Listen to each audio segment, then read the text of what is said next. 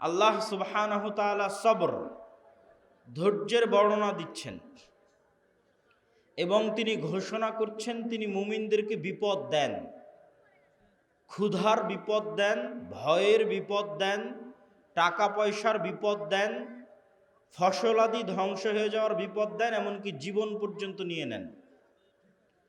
আল্লাযীনা ইযা আসাবাতহুম মুসিবাহ ক্বালু ইন্না লিল্লাহি ওয়া ইন্না ইলাইহি রাজিউন। যখন কেউ বিপদগ্রস্ত হয় তখন বিপদগ্রস্ত ব্যক্তি যেন বলে ইন্না লিল্লাহ ওয়া ইন্না ইলাইহি রাজিউন। এই একটা বাক্যের অর্থ যদি আপনার ভিতরে ঢুকে যায় তাহলে বিপদ আপনার কাছে বিপদ মনে হবে না। এই বাক্যের অর্থ কি? ইন্না লিল্লাহ, আমি আল্লাহর। আমি আল্লাহর মানে আমার নিজের শরীরের কোনো কিছুর মালিকানা আমার নিজের নয়। আমার চোখ আমার কথায় চলে না, আমার কান আমার কথা শোনে না, আমার শরীর আমার কথা শোনে না। আমি শরীরকে বলবো যে আজকে আমি হাফ কেজি মিষ্টি খাবো, তবুও তুমি সুগার লেভেল বাড়াবা না, আমার এই আদেশ শরীর শুনবে না। শরীরকে আল্লাহ যেভাবে তৈরি করেছে তাতে যেভাবে মিষ্টি দিলে রক্তে যেভাবে সুগার বাড়ার কথা ওটাই হবে, আমার আদেশে কমবেও না বাড়বেও না। এভাবে পুরো শরীরের সকল কার্যক্রম একটাও আমার নির্দেশে চলে না। যেভাবে আল্লাহ সুবহানাহু তাআলা তৈরি করেছেন সেভাবেই চলে। তাহলে আমার নিজের নাফস, নিজের রূহ, নিজের শরীরের মালিক আমি নই। এটার মালিক কে? আল্লাহ সুবহানাহু তাআলা। যদি আমি আমার নিজেরই মালিক না হই তাহলে আমার টাকা পয়সার মালিক আমি কিভাবে হলাম? আমার ছেলে মেয়ে সন্তান সন্ততির মালিক আমি কিভাবে হলাম? আমার বাড়ি গাড়ির মালিক আমি কিভাবে হলাম? তাহলে আমার নিজের মালিক যখন আমি নই তাহলে আমার পকেটে থাকা টাকা পয়সা, আমার নিজের জমি, আমার বাড়ি, আমার গাড়ি, আমার ছেলে মেয়ে, এগুলো একটারও মালিক আমি নই। আরো স্পষ্ট করে বললে আল্লাহ চাইলে তো এখন আমাকেই তুলে নিয়ে যেতে পারেন, যেহেতু আমি নিজের মালিক নই, আমি আল্লাহর অধীনস্থ, আল্লাহ আমার মালিক, তো আল্লাহ চাইলে আমাকেই তুলে নিয়ে যেতে পারেন, এটাই আমি বাধা দিতে পারবো না। সেখানে আল্লাহ যদি আমার ছেলেকে উঠিয়ে নিয়ে যায় তো আমি কি বাধা দিব? সেখানে যদি আমার টাকা হারিয়ে যায় আমি কি বাধা দিব? সেখানে যদি আমার গাড়ি অ্যাক্সিডেন্ট করে আমি কি বাধা দিব? সম্ভব নয়। তো আল্লাহ সুবহানাহু তাআলা মানুষকে এই বাক্যের মাধ্যমে ইন্না লিল্লাহি ওয়া ইন্না ইলাইহি রাজিউন এই বাক্যের মাধ্যমে বুঝাচ্ছেন যে বিপদে পড়লে এই বাক্য উচ্চারণ করতে হবে। তার প্রথম কথা হচ্ছে তুমি নিজেই নিজের মালিক নও, অতএব তোমার সব কিছুর মালিক আল্লাহ, তুমি সহ। ২ নাম্বার, ওয়া ইন্না ইলাইহি রাজিউন। তুমি মনে করছো যে আজকে আমার গাড়িটা নষ্ট হয়ে গেল, কি আফসোস। মনে করছো আমার টাকাটা হারিয়ে গেল, কি আফসোস। মনে করছো আমার মোবাইলটা হারিয়ে গেল, কি আফসোস। মনে করছো আমার ছেলে মারা গেল, কি আফসোস। তাহলে জেনে রাখো একদিন তুমিও মারা যাবা, জেনে রাখো একদিন তুমিও হারিয়ে যাবা, জেনে রাখো একদিন তুমিও ফেরত যাবা। ওয়া ইন্না ইলাইহি রাজিউন। তাহলে এখানে হতাশা, আফসোস এবং দুঃখের কিছু নাই। কেন? তোমার সময়ই তো ক্ষণস্থায়ী, তুমিই চলে যেতে পারতে, তুমিই হারিয়ে যেতে পারতে, তুমিই নষ্ট হয়ে যেতে পারতে, আর এটা তোমার ভাগ্যে আছে। ওয়া ইন্না ইলাইহি রাজিউন, যেতে হবে তোমাকে। অতএব তোমার সাথে যেটি ঘটুক সেটি একটাও তোমার সাথে, তোমার নিজস্ব কোনো জিনিসের সাথে ঘটেনি, বরং আল্লাহ সুবহানাহু তাআলার দেওয়া জিনিসের সাথে ঘটেছে। ওয়া মিম্মা রাযাকনাহুম ইউনফিকুন। আল্লাহ যখন মানুষকে টাকা পয়সার কথা বলেছেন তখনও বলেছেন যে এই টাকা পয়সা আমি দিয়েছি, এই রিজিক তোমরা উপার্জন করনি, আমি দিয়েছি। সবর, সবর ধৈর্য ধারণ করা কি জিনিস বলছিলাম। মুরগি যখন টোপা দিয়ে ঘিরে রাখা হয় এটাকে বলা হয় সবর, আটকে রাখা। আরবিতে আটকে রাখা মানে যখন আপনি গুনাহ থেকে নিজেকে আটকে রাখেন তখন সবর, যখন আপনি নেকির উপর নিজেকে ধরে রাখেন তখন সবর। যেমন আজকে এখানে বক্তব্য শুনে মনে মনে বললেন আজ থেকে 5 ওয়াক্ত সালাত আদায় করব, একদিনও আদায় করতে পারলেন না, তাহলে আপনার সবর নাই। মনে করলেন আজ থেকে গান শুনবো না, 7 দিন শোনা বন্ধ রাখার পর আর ধরে রাখতে পারলেন না, তার মানে সবর নাই। নিজেকে কোনো কিছুর উপর ধরে রাখা, ঠিক মুরগিকে যেমন টোপা দিয়ে আটকে রাখা হয়েছে, বেঁধে রাখা হয়েছে, ধরে রাখা হয়েছে, এরকম যে আমি প্রতিদিন সূরা ইখলাস পড়বো, কোরআন পড়বো, এটার উপর নিজেকে ধরে রাখতে পারতেছি, একদিনও মিস যাচ্ছে না, এটা সবর। আমি গান শুনতে চাই না, শুনবো না, এটার উপর নিজেকে কতদিন ধরে রাখতে পারতেছি, এটা সবর। এই জন্য মানুষের সকল নেক আমলের মূল রহস্য হচ্ছে সবর।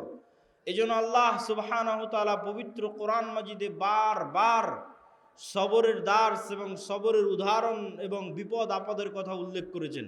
ওয়াতাওয়াসাউ বিল হাক্কি ওয়াতাওয়াসাউ বিস সবর। তোমরা পরস্পরকে সত্যের দিকে দাওয়াত দাও, পরস্পরকে ধৈর্যের দিকে দাওয়াত দাও। প্রশ্ন হচ্ছে, যখন আল্লাহওয়ালা মানুষ, দিনদার মানুষ, পরহেজগার মানুষ দেখে যে একটা ইহুদি, একটা খ্রিস্টান, একটা ফাসেক, একটা জালেম, তার কি সুখের জীবন, অন্যায়ভাবে টাকা পয়সা উপার্জন করে এসি, ফ্রিজ, বাসা বাড়ি, বিল্ডিং, জমি জায়গা ক্রয় করে একাকার, আর আমি 5 ওয়াক্ত সালাত আদায় করে, তাহাজ্জুদের সালাত আদায় করে আমি বিপদে, হয় অসুখ বিসুখে বিপদে, না হয় জিনিসপাতি নিয়ে বিপদে, না হয় অন্য কোনো কিছু নিয়ে বিপদে। আর রহস্য কি? রাসূলুল্লাহ সাল্লাল্লাহু আলাইহি ওয়াসাল্লাম বলেন, আল্লাহ সুবহানাহু ওয়া তাআলা যাকে সবচেয়ে বেশি ভালোবাসেন তাদেরকে সবচেয়ে বেশি পরীক্ষায় ফেলেন। আর আল্লাহ সুবহানাহু ওয়া তাআলা সবচেয়ে বেশি ভালোবাসেন নবীদেরকে, এই জন্য নবীদের পরীক্ষা সবচেয়ে বেশি। 2 জন নবীর সাথে যদি আপনি আপনাকে মিলান, তাহলে আপনার কোনো বিপদ, পৃথিবীর কোনো বিপদ আর আপনার কাছে বিপদ মনে হবে না যদি শুধু 2 জন নবীর সাথে আপনি আপনাকে মিলান। তার একজন নবী ইউসুফ আলাইহিস সালাতু ওয়াস সালাম, আর একজন নবী মুহাম্মদ সাল্লাল্লাহু আলাইহি ওয়াসাল্লাম। ইউসুফ আলাইহিস সালাতু ওয়াস সালাম নিজে নবী, তার পিতা ইয়াকুব আলাইহিস সালাতু ওয়াস সালাম নবী, তার দাদা ইসহাক আলাইহিস সালাতু ওয়াস সালাম নবী, তার পরদাদা ইব্রাহিম আলাইহিস সালাতু ওয়াস সালাম নবী। তাহলে এতগুলো নবীর সন্তান হওয়ার পরেও, এত তাকওয়াবান পরহেজগার হওয়ার পরেও তিনি ভাইদের ষড়যন্ত্রে কুয়ায় নিক্ষিপ্ত হচ্ছেন অসহায় অবস্থায়। কি অপরাধ, কোন পাপের শাস্তি যে ইউসুফকে কুয়ায় নিক্ষিপ্ত হতে হবে? কুয়া থেকে উদ্ধার হয়ে বাজারে বিক্রি হয়ে যাচ্ছেন, কি অপরাধ, কোন পাপের শাস্তি যে ইউসুফকে আজ বাজারে বিক্রি হতে হবে নবীর সন্তান হওয়ার পরেও? শুধু কি বাজারে বিক্রি, মানুষের বাড়িতে কৃতদাস হিসেবে, কাজের লোক হিসেবে কাজ করে খাচ্ছেন। অথচ নবী, তার পিতা নবী জীবিত আছে, তার পিতা তার জন্য দোয়া করতেছে। কোন পাপের অপরাধ, কোন পাপের শাস্তিতে ইউসুফ আলাইহিস সালাতু ওয়াস সালাম মানুষের বাড়িতে কাজ করে খাচ্ছেন? ইউসুফ আলাইহিস সালাতু ওয়াস সালাম মানুষের বাড়িতে কাজ করছেন, ঠিক আছে, তারপরে মিথ্যা অপবাদ তার উপর আরোপিত হলো। মিথ্যা অপবাদ আরোপিত হওয়ার পর জেলখানায় গেলেন। জেলখানায় বিনা অপরাধে, বিনা বিচারে জেল খাটলেন 7 বছর। এরকম কোনো একটা মানুষের জীবনে এই ঘটনাগুলো একত্রিত হওয়া, যে আপনি নিজেকে নিজের সাথে তুলনা করে দেখেন যে আপনার ভাইয়েরা আপনার বিরুদ্ধে ষড়যন্ত্র করে ছোটবেলাতে আপনাকে হত্যা করতে চেয়েছে, এরকম আপনার সাথে হয়েছে কিনা? 2 নম্বর, আপনি মানুষের বাড়িতে কৃতদাস হিসেবে কাজ করেছেন কিনা, আপনি মানুষের বাড়ির কাজের লোক কিনা? 3 নম্বর, আপনার উপর মিথ্যা অপবাদ দেওয়া হয়েছে কিনা? 4 নম্বর, আপনি বিনা অপরাধে বিনা বিচারে 7 বছরের বেশি জেল খেটেছেন কিনা? একসাথে এতগুলো ঘটনা আপনার জীবনে ঘটেছে কিনা? নবী নাম্বার 2 মুহাম্মদ সাল্লাল্লাহু আলাইহি ওয়াসাল্লাম। মুহাম্মদ সাল্লাল্লাহু আলাইহি ওয়াসাল্লাম দাওয়াতি জীবনে কি বাধা বিপত্তির সম্মুখীন হয়েছে সেটা তো আমরা বহু শুনেছি, কিন্তু ব্যক্তিগত জীবনে তিনি এতিম অবস্থায় পৃথিবীতে এসেছেন এবং অল্প কিছুদিন পরেই তার মাও দুনিয়া থেকে বিদায় নিয়েছে। এমন কেউ যার সাথে রাসূল সাল্লাল্লাহু আলাইহি ওয়াসাল্লামের জীবনে যা ঘটেছে তা হুবহু ঘটবে বা তার কাছাকাছি ঘটবে, এরকম মানুষ পৃথিবীতে খুঁজে পাওয়া কঠিন। সেটা কি এক, যে আপনার পিতা ছোটবেলায় মারা গেছে, আপনার মাও ছোটবেলায় মারা গেছে, আপনি পিতা মাতার আদর স্নেহ ছাড়াই বড় হয়েছেন, সবগুলো আপনার জীবনে মিলে কিনা দেখেন। কারো কারো জীবনে মিলতে পারে একটা, যে হ্যাঁ বাপ মারা গেছে কিন্তু মা বেঁচে ছিল। কারো জীবনে মিলতে পারে মা মরে গেছে বাপ বেঁচে ছিল। খুব কম মানুষের জীবনে মিলবে যে না, ওর মাও ছোটবেলায় মরে গেছে বাপও মরে গেছে, খুব কম। তাও যদি মিলে তাহলে ঠিক আছে। আপনি তারপরে দাদা মারা গেল, তারপরে হচ্ছে আপনি যে স্ত্রীকে বিবাহ করেছেন, যে স্ত্রী আপনার সবচেয়ে আদরের, সবচেয়ে বিশ্বস্ত, সবচেয়ে কাছের, সেই স্ত্রী আপনার জীবদ্দশায় মারা গেল। শুধু কি স্ত্রী, আল্লাহ সুবহানাহু ওয়া তাআলা আপনাকে যতগুলো সন্তান দিয়েছিলেন প্রত্যেক সন্তানকে আপনি নিজে হাতে কবরে ঢুকিয়ে আসতেছেন।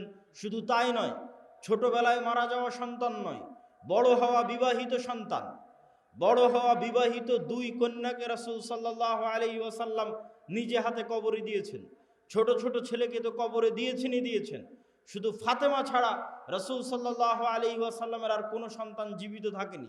তাহলে আপনি কল্পনা করেন, একই সাথে ছোটবেলায় আপনার পিতামাতা মারা গেছে, একই সাথে আপনার স্ত্রী মারা গেছে, একই সাথে আপনার সব ছেলে মেয়ে মারা গেছে, তাদেরকে আপনি কবরে দিয়েছেন।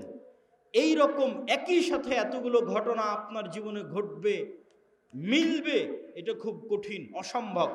তাহলে নবী হওয়ার পর রাসূল সাল্লাল্লাহু আলাইহি ওয়াসাল্লাম কোন পাপের শাস্তিতে, কোন অপরাধের শাস্তিতে এতগুলো ব্যক্তিগত জীবনের বিপদের মুখোমুখি হচ্ছেন, দাওয়াতি জীবনের নয়। দাওয়াতি জীবনের ঘটনা তো আরো লম্বা। শিয়াবে আবি তালেবে যখন তার চাচাকে সহ 3 বছর যখন ঘিরে রাখা হলো, গৃহবন্দী রাখা হলো, যখন খাবারের কোনো কিছু ছিল না, যখন তায়েফের ময়দানে মারা হলো, আঘাত করা হলো, যখন বদর উহুদে হত্যা করার চেষ্টা করা হলো, যখন মক্কায় হত্যার চেষ্টা হলো, অসংখ্য দাওয়াতি জীবনে বাধা। রাসূল সাল্লাল্লাহু আলাইহি ওয়াসাল্লামের সেগুলোতে আমরা গেলাম না। সম্মানিত উপস্থিতি, শুধু এই 2 নবীর জীবনীর সাথে যদি আপনি আপনার নিজের জীবনকে মিলান, তাহলে আপনার জীবনে আর কোনো কষ্ট, কোনো দুঃখ, কোনো বিপদ, কোনো সমস্যা আর বিপদ আর দুঃখ আর কষ্ট বলে মনে হবে না। আসলেই আল্লাহ সুবহানাহু ওয়া তাআলা যাদেরকে ভালোবাসেন তাদেরকে আল্লাহ সুবহানাহু ওয়া তাআলা পরীক্ষা করতে চান। কেন পরীক্ষা করতে চান? রাসূল সাল্লাল্লাহু আলাইহি ওয়াসাল্লাম বলেন, মা মিন মুসলিমিন, এমন কোনো মুসলমান যে বিপদগ্রস্ত হয়। কেমন বিপদগ্রস্ত?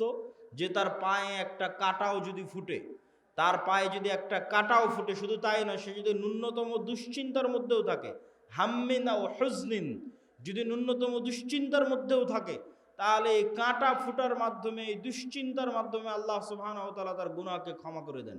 আল্লাহু আকবার। এবং বিপদ বাড়তে বাড়তে বাড়তে বাড়তে এমন অবস্থায় সে দুনিয়া থেকে বিদায় নেয় যখন তার উপরে আর কোনো গুনাহই নাই, সকল গুনাহ দুনিয়াতেই মিটে গেছে। তো বিপদ মানুষের জীবনে আসতেই পারে, মুসিবাহ মানুষের জীবনে আসতেই পারে, সমস্যা মানুষের জীবনে আসতেই পারে, কিন্তু ধৈর্য ধারণ করা হচ্ছে একজন মুমিনের পরিচয়।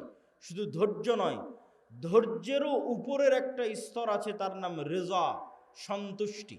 এই সন্তুষ্টির স্তরে খুব মজবুত ঈমান ছাড়া মানুষের পক্ষে পৌঁছা সম্ভব নয়। ধৈর্যের স্তরে মানুষ পৌঁছতে পারে, কিন্তু রেজা, সন্তুষ্টির স্তরে মানুষের পক্ষে পৌঁছা কঠিন। সন্তুষ্টি কি? সন্তুষ্টি হচ্ছে আল্লাহ সুবহানাহু ওয়া তাআলা আমার জন্য যে সিদ্ধান্ত নিয়েছেন, এই সিদ্ধান্তের উপর আমি খুশি, এই সিদ্ধান্তের উপর আমি খুশি। একদা এক মহিলা রাসূল সাল্লাল্লাহু আলাইহি ওয়াসাল্লামের কাছে আসলেন, তিনি মৃগী রোগে আক্রান্ত।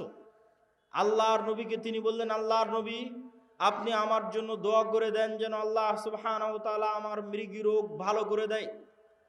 রাসূল সাল্লাল্লাহু আলাইহি ওয়াসাল্লাম তাকে বলেন, ইন শি'তি সাবারতি ফালাকিল জান্নাহ, তুমি যদি চাও তাহলে তোমার যে মৃগী রোগ হয়েছে এই রোগের উপর সন্তুষ্ট থাকো, আর আল্লাহ তোমার জন্য জান্নাত দিবে। আর যদি চাও আমি তোমার মৃগী রোগ ভালো হওয়ার জন্য আল্লাহর কাছে দোয়া করে দিতে পারি। রাসূল সাল্লাল্লাহু আলাইহি ওয়াসাল্লাম একটা রোগের উপর চিকিৎসা না নিয়ে সন্তুষ্ট থাকতে বলতেছেন জান্নাতের বিনিময়ে।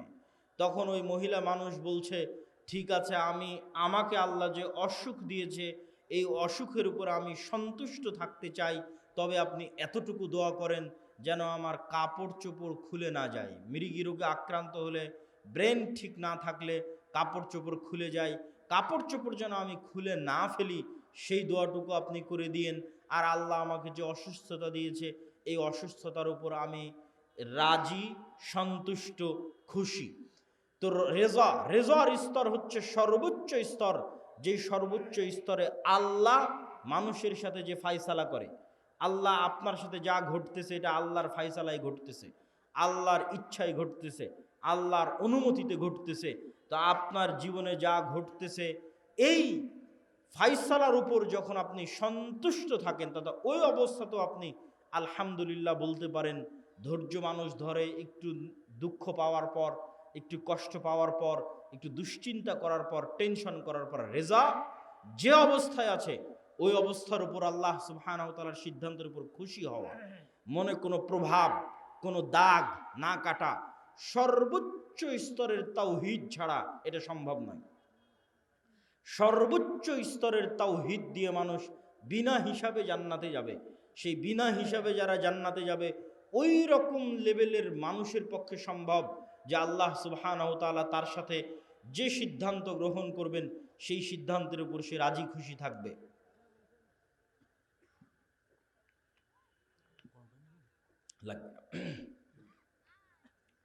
তো আমরা আলোচনার শুরুতেই, যদিও আজকে আমার আলোচনার মূল বক্তব্যের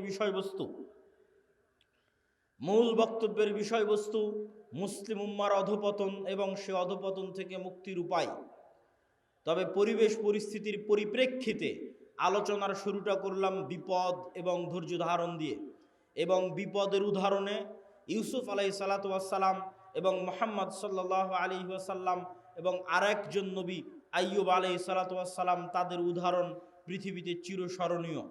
শুধু তাই নয়, আরেকটি হাদিস রাসূল সাল্লাল্লাহু আলাইহি ওয়াসাল্লামের শুনে এই পয়েন্ট আমরা শেষ করব। রাসূল সাল্লাল্লাহু আলাইহি ওয়াসাল্লাম বলছেন, আল্লাহ সুবহানাহু তাআলা যাকে ভালোবাসেন তাকে দুনিয়া দেন, বিষয়টা এমন নয়। তথা দুনিয়া দেওয়া ভালোবাসার প্রমাণ নয়, বরং আল্লাহ সুবহানাহু তাআলা যাকে ভালোবাসেন তাকে তার আনুগত্য করার তৌফিক দেন।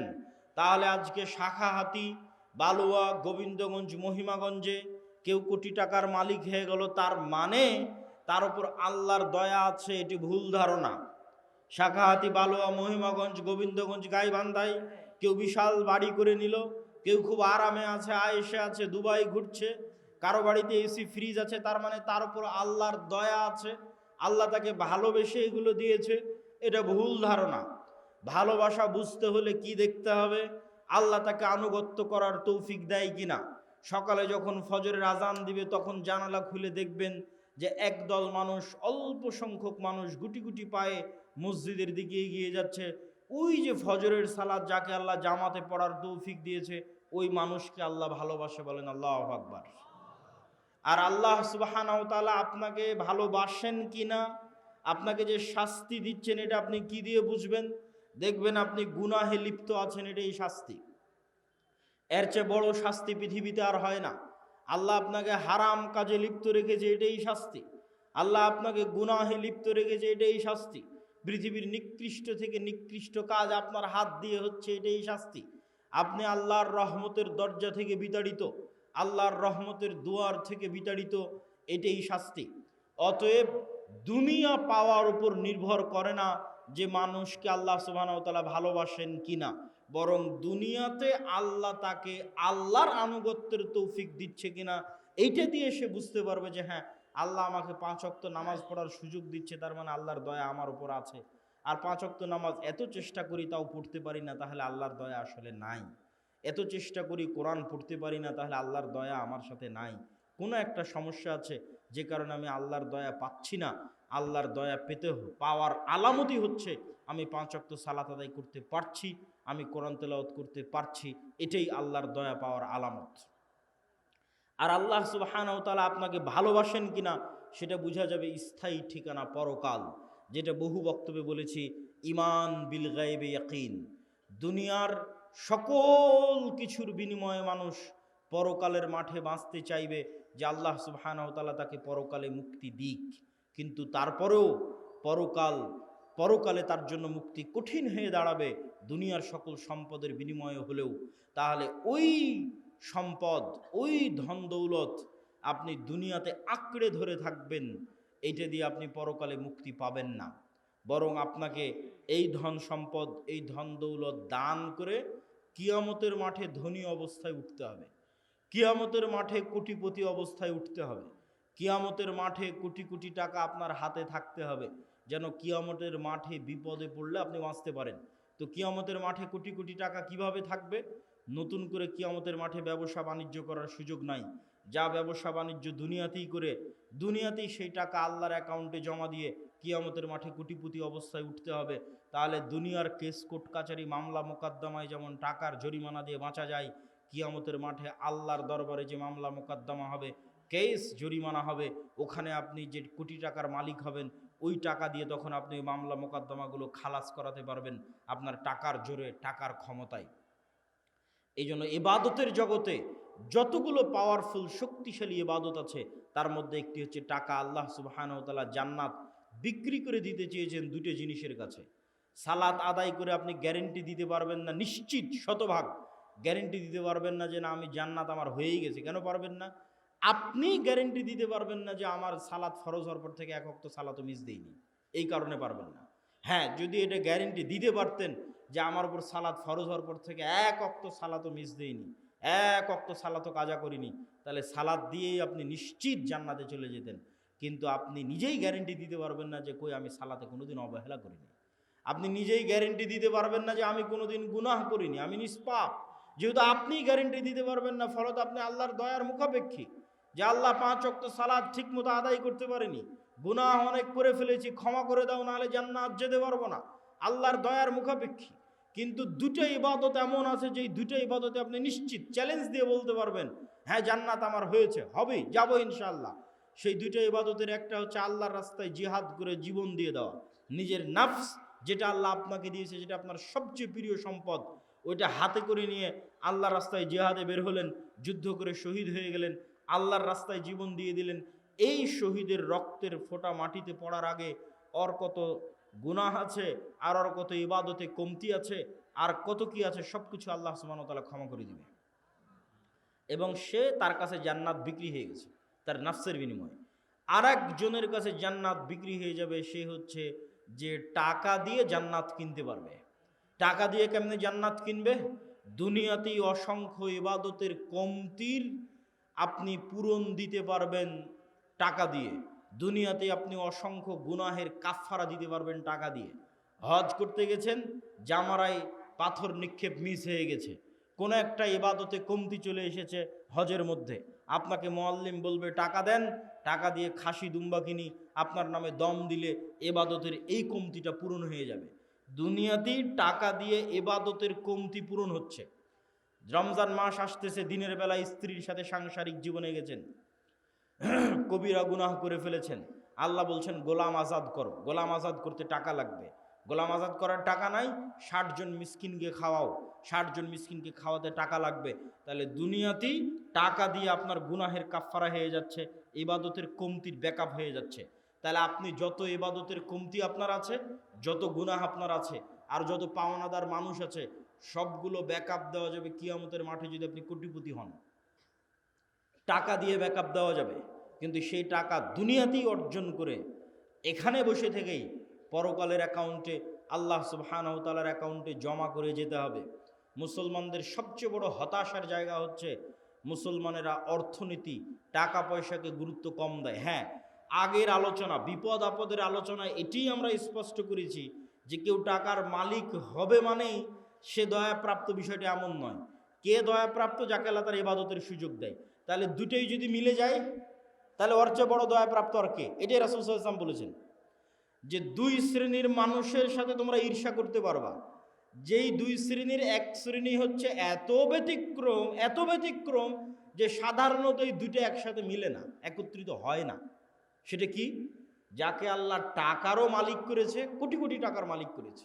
খুব ব্যতিক্রম যে কোটি কোটি টাকার মালিক দুবাই গিয়ে মদের বারে, জুয়ার বারে আড্ডা না দিয়ে নারী, মদ, জুয়া, নিশ্চিত জেনে রাখেন ওর উপর আল্লাহর দয়া আছে, ওর উপর আল্লাহর খাস রহমত আছে, বিশেষ রহমত আছে যে কোটি টাকার মালিক, আবার সেই টাকা আল্লাহর রাস্তায় ব্যয় করার তৌফিক পেয়েছে।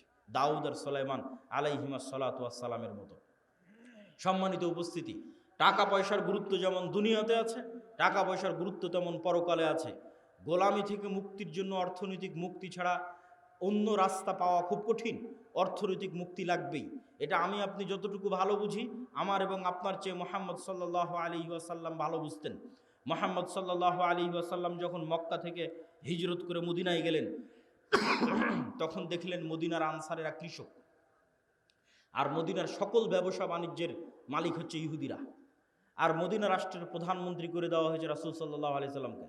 তাহলে টাকা ছাড়া প্রধানমন্ত্রী হয়ে দেশ চালানো যাবে না, টাকার মালিক থাকবে ইহুদি, আর আমি প্রধানমন্ত্রী, তো নাম কাওয়াস্তে প্রধানমন্ত্রী, ঢাল নাই তলোয়ার নাই নিধিরাম সর্দার, টাকার মালিকও মুসলমানদের হতে হবে, তাহলে রাষ্ট্র চলবে।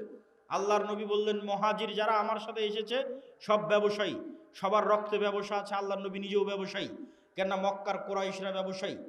আল্লাহর নবী আনসারদের বললেন, তোমাদের সম্পত্তির অর্ধেক অর্ধেক, 3 ভাগের 1 ভাগ, 3 ভাগের 2 ভাগ, যে যেভাবে পারো মহাজিরদের দিয়ে দাও, মহাজিরেরা ব্যবসা শুরু করবে। মহাজিরদের ব্যবসার জন্য যখন অর্থ দিতে বলা হলো, আনসারীরা রাজি হয়ে গেল। ওসমান ইবনে আফফান, আব্দুর রহমান ইবনে আউফ, জুবাইর ইবনুল আওয়াম, এই 3 জন সাহাবী আল্লাহর নবীর জীবদ্দশাতেই কোটি কোটি টাকার মালিক হয়ে গেছে ব্যবসা করে। মদিনায় গিয়ে রাসূল সাল্লাল্লাহু আলাইহি সাল্লামের জীবদ্দশাতেই আল্লাহর নবী যেখানে মসজিদে নববী করেছেন, ওখানে বির রুমা নামে একটা কুয়া ছিল, যে কুয়াতে মুসলমানদেরকে ওযু করতে হতো। ওই কুয়ার মালিক ছিল ইহুদি। রাসূল সাল্লাল্লাহু আলাইহি সাল্লাম বললেন, কে এই কুয়া কিনে দিবে জান্নাতে একটি ঝর্ণার বিনিময়ে? ওসমান ইবনে আফফান বললেন, আল্লাহর নবী, আমি জান্নাতে একটা ঝর্ণার বিনিময়ে এই কুয়া আপনাকে কিনে দিচ্ছি। তিনি সেই কুয়া কিনে দিলেন।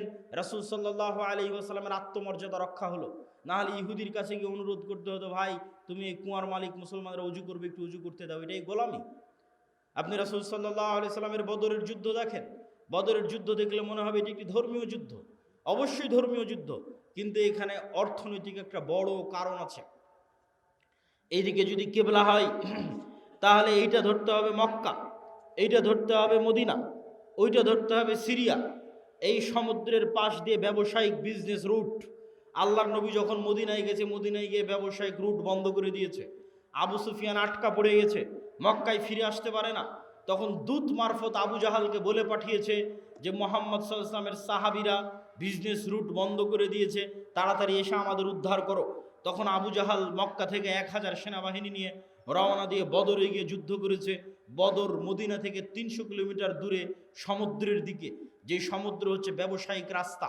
তাহলে ব্যবসায়িক রাস্তা পরিষ্কার করতে আবু জাহাল আবু সুফিয়ানকে যুদ্ধ করতে হয়েছে, কেননা তারা আতঙ্কিত হয়ে গেছিল।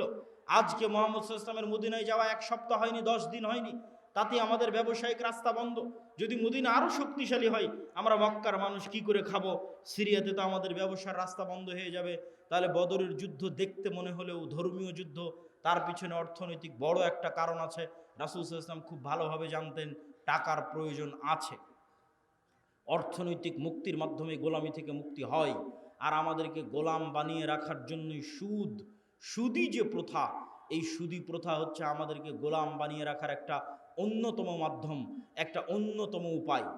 সম্মানিত উপস্থিতি, আমরা আলোচনা করছিলাম যে অর্থনৈতিক ইবাদত বিপদ আপদের সাথে সম্পৃক্ত রেখে আমরা অর্থনৈতিক ইবাদতের আলোচনার মধ্যে ঢুকেছি।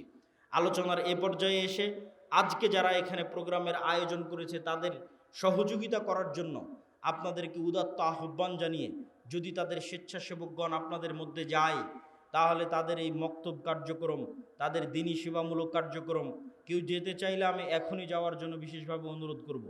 যদি তারা যায় তাহলে আপনারা অবশ্যই একটা ঘটনা শুনেন এবং সেই ঘটনার সাথে সাথে দানও করতে থাকেন। রাসূল সাল্লাল্লাহু আলাইহি ওয়াসাল্লামের কাছে একজন গরিব ফকির মিসকিন সাহাবী এসে বললেন, আল্লাহর নবী, এটা হচ্ছে আমার বাড়ি, আমার বাড়ির পাশে একটা ধনী মানুষের বাড়ি, তার খেজুরের গাছের ডালপালা আমার বাড়িতে এসে থাকে, তো আমার ছেলেপেলে তার গাছ থেকে খেজুর পেড়ে খায়, তো সে আমাকে খুব বকাবকি করে, আল্লাহর নবীর কাছে বিচার দিচ্ছে। আল্লাহর নবী বললেন, ওই ধনী ব্যক্তিকে তুমি জান্নাতে একটা খেজুর গাছের বিনিময়ে এই খেজুর গাছটাই গরিবকে দিয়ে দাও। তোমার তো অনেক খেজুর গাছ আছে, জান্নাতে একটা খেজুর গাছের বিনিময়ে খেজুর গাছটা গরিবকে দিয়ে দাও। সে ব্যক্তি রাজি হলো না। ব্যক্তি মালিকানায় নবীও হস্তক্ষেপ করতে পারে না, ব্যক্তি মালিকানায় রাষ্ট্র হস্তক্ষেপ করতে পারে না। নবীর কথা সাহাবী শুনতেছে না, জান্নাতে একটা খেজুর গাছের বিনিময়ে খেজুর গাছ দিতে বলছে, দেয়নি।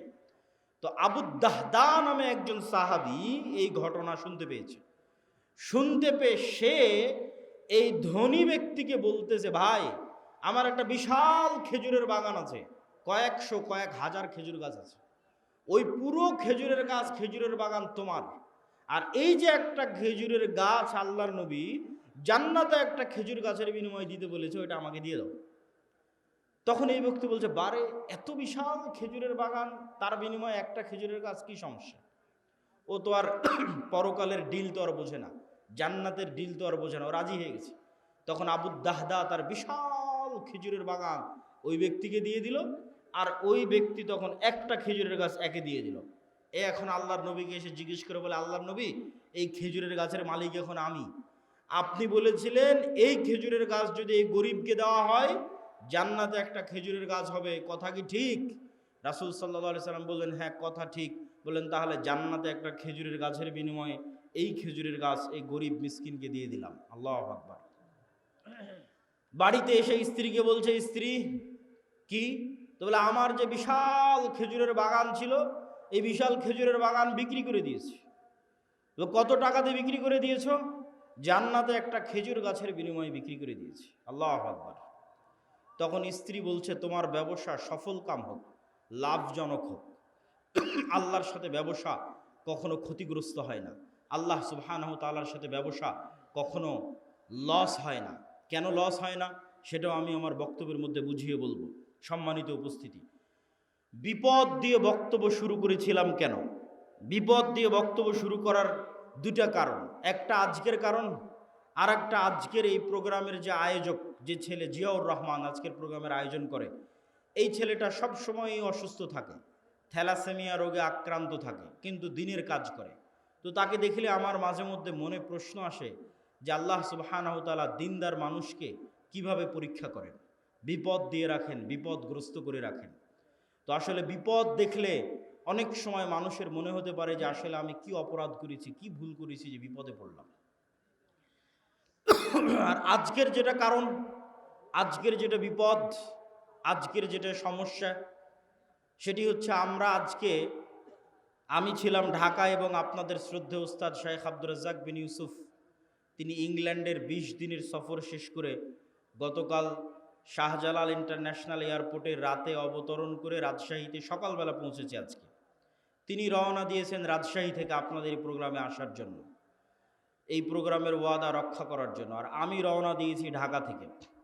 আমাদের দুই গাড়ির মধ্যেই যোগাযোগ চলমান ছিল, আছে। ইতিমধ্যেই আমরা যখন হাটিকুমরুল অতিক্রম করে আপনার এই সিরাজগঞ্জ মোড় অতিক্রম করে যখন বগুড়া শেরপুর রোডে উঠেছি, তখন আমি ঘুম গেছি গাড়িতে। তখন আমার ড্রাইভার ডাক দিয়ে বলতেছে, আব্দুল্লাহ ভাই। তো বলে কি? তো বলে, উস্তাজিদের গাড়ি অ্যাক্সিডেন্ট করেছে। ইন্না লিল্লাহি ওয়া ইন্না ইলাইহি রাজিউন। তাই বললাম, কি ঘটনা, কোথায়? তো মোকামতলা। তো আমরা খুব দ্রুত, তখন 16 কিলোমিটার দূর ছিলাম মোকামতলা থেকে, খুব দ্রুত আমরা মোকামতলা পৌঁছার চেষ্টা করি এবং আজকের যারা প্রোগ্রামের আয়োজক তাদেরকেও কল দিয়ে আমরা দ্রুত ডাকি যে ভাই তোমরা একটু দ্রুত এগিয়ে আসো, একটু সহযোগিতা করো। তো ঘটনা হচ্ছে, গাড়ি ঠিকঠাকই চলতেছিল, কিন্তু একটা সিএনজি রাস্তা থেকে উঠে, দ্রুত সিএনজি চালকেরই দোষ, দ্রুত রাস্তা থেকে উঠতে গেছে এবং আমাদের গাড়ি 60, 70, 80 যে কিলোমিটার গতিতেই থাক, ওই সিএনজির সাথে ধাক্কা খেয়ে সিএনজির দু একজন ব্যক্তি, হয়তো আল্লাহ সুবহানাহু ওয়া তাআলা ভালো জানে এখন কি অবস্থা তাদের, তারা বগুড়া জিয়া মেডিকেলে অসুস্থ অবস্থায়, আহত অবস্থায় ভর্তি হয়েছে। আর আমাদের শাইখ আব্দুর রাজ্জাক বিন ইউসুফ, তিনিও হালকা আহত হয়েছেন, তবে সেরকম গুরুতর নয়। আল্লাহ সুবহানাহু ওয়া তাআলা তাকে হেফাজত করেছে, আলহামদুলিল্লাহ। তবে আমরা তাকে সাথে সাথেই আমার যে গাড়ি ছিল সেই গাড়িতে করে আমরা তাকে ব্যাক পাঠিয়ে দিই এবং আমি সিএনজিতে করে, আমাদের একটা গাড়ি এখন যেটা অ্যাক্সিডেন্ট অবস্থায় আছে সেটা ট্রাকে করে রাজশাহী নিয়ে যাওয়ার চেষ্টা হচ্ছে। আর আমি মোকামতলা থেকে সিএনজিতে করে আপনাদের এই প্রোগ্রামে অংশগ্রহণ করার জন্য এসেছি। আল্লাহ সুবহানাহু ওয়া তাআলা তৌফিক দিয়েছে। কিন্তু বিপদ কেন আসে, আল্লাহ সুবহানাহু ওয়া তাআলার পক্ষ থেকে কী জন্য আসে, আল্লাহ সুবহানাহু ওয়া তাআলা ভালো জানে। কিন্তু বিপদ দিয়ে আলোচনা শুরু করার পিছনের কারণ হচ্ছে আজকের একটা কারণ, এবং আজকের প্রোগ্রামের যে আয়োজক তার জন্য আল্লাহ সুবহানাহু ওয়া তাআলার কাছে দোয়া করি যে আজকের প্রোগ্রামের যে আয়োজক, এই ছেলেটা অসুস্থ থাকে সবসময়, ঢাকা মেডিকেলে গিয়ে ভর্তি হয়, তার টাকা পয়সারও সমস্যা থাকে। আল্লাহ সুবহানাহু ওয়া তাআলা তাকেও সুস্থতা দান করুক। আমাদের উস্তাদ শাইখ আব্দুর রাজ্জাক বিন ইউসুফ, তাকেও সুস্থতা দান করুক, আল্লাহুম্মা আমিন। জিয়াউর রহমানের সাথে দেখা হতে আমি বললাম যে তোমার প্রোগ্রামের ভাগ্য তাকদীরে আল্লাহ সুবহানাহু ওয়া তাআলা কি লিখে রেখেছে যে এবারও এত চেষ্টা করার পরও তোমার প্রোগ্রামের সেই ভাগ্যের উন্নয়ন লক্ষ্য করা গেল না। আল্লাহ সুবহানাহু ওয়া তাআলা হয়তো চাইনি, এর মধ্যেই হয়তো আল্লাহ সুবহানাহু ওয়া তাআলা কোনো কল্যাণ লিখে রেখেছেন। আল্লাহ সুবহানাহু ওয়া তাআলা ভালো জানে। আজকে আমার বক্তব্যের বিষয়বস্তু অধপতন অবস্থা থেকে মুসলিম উম্মার মুক্তি কিভাবে সম্ভব, তার একটা পয়েন্ট ইতিমধ্যে আমরা আলোচনা করে ফেলেছি, অর্থনৈতিক মুক্তি। অতএব কোনো যুবক বলতে পারবে না যে আমি ঘরে বসে থাকব।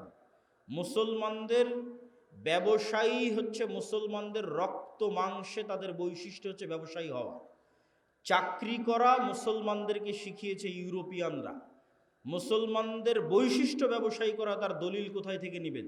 যত সাহাবীর জীবনী আছে সব সাহাবীর জীবনী খুলে দেখেন, কোনো সাহাবী, অধিকাংশ সাহাবী নিজ বাড়িতে, নিজ এলাকায়, নিজ গ্রামে, নিজ শহরে মারা যায়নি। কেননা সবাই ব্যবসা আর দিনের দাওয়াত এই দুইটাকে নিয়ে রওনা দিয়েছে। যতদূর পর্যন্ত ইসলামের খেলাফত গেছে ততদূর পর্যন্ত তাদের ব্যবসা আর দিনের দাওয়াত চলতে থেকেছে। যেখানে ইসলামিক খেলাফত যায়নি, মালয়েশিয়া, ইন্দোনেশিয়া, ব্রুনাই পর্যন্ত সাহাবীদের দাওয়াত গেছে ব্যবসা আর দিনের দাওয়াত।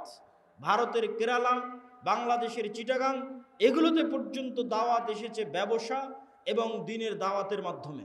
কিন্তু ইউরোপীয় উপনিবেশ মুসলমানদের শিখিয়েছে তোমাদের চাকরি করতে হবে।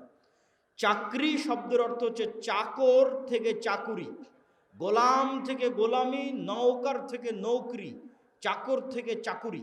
চাকুরির মধ্যে একটু হলেও গোলামের আলামত এবং স্বভাব আছে।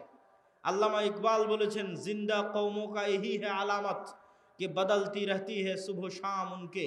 বলছে জীবিত কওমকে, কোন জাতিকে দেখলে বুঝবা যে এই গ্রামের মানুষ এখনো বেঁচে আছে, এই মুসলিম উম্মাহ এখনো বেঁচে আছে, বাংলাদেশের মানুষেরা এখনো বেঁচে আছে যদি দেখো তাদের প্রতিদিনের সকাল সন্ধ্যা পরিবর্তন হচ্ছে।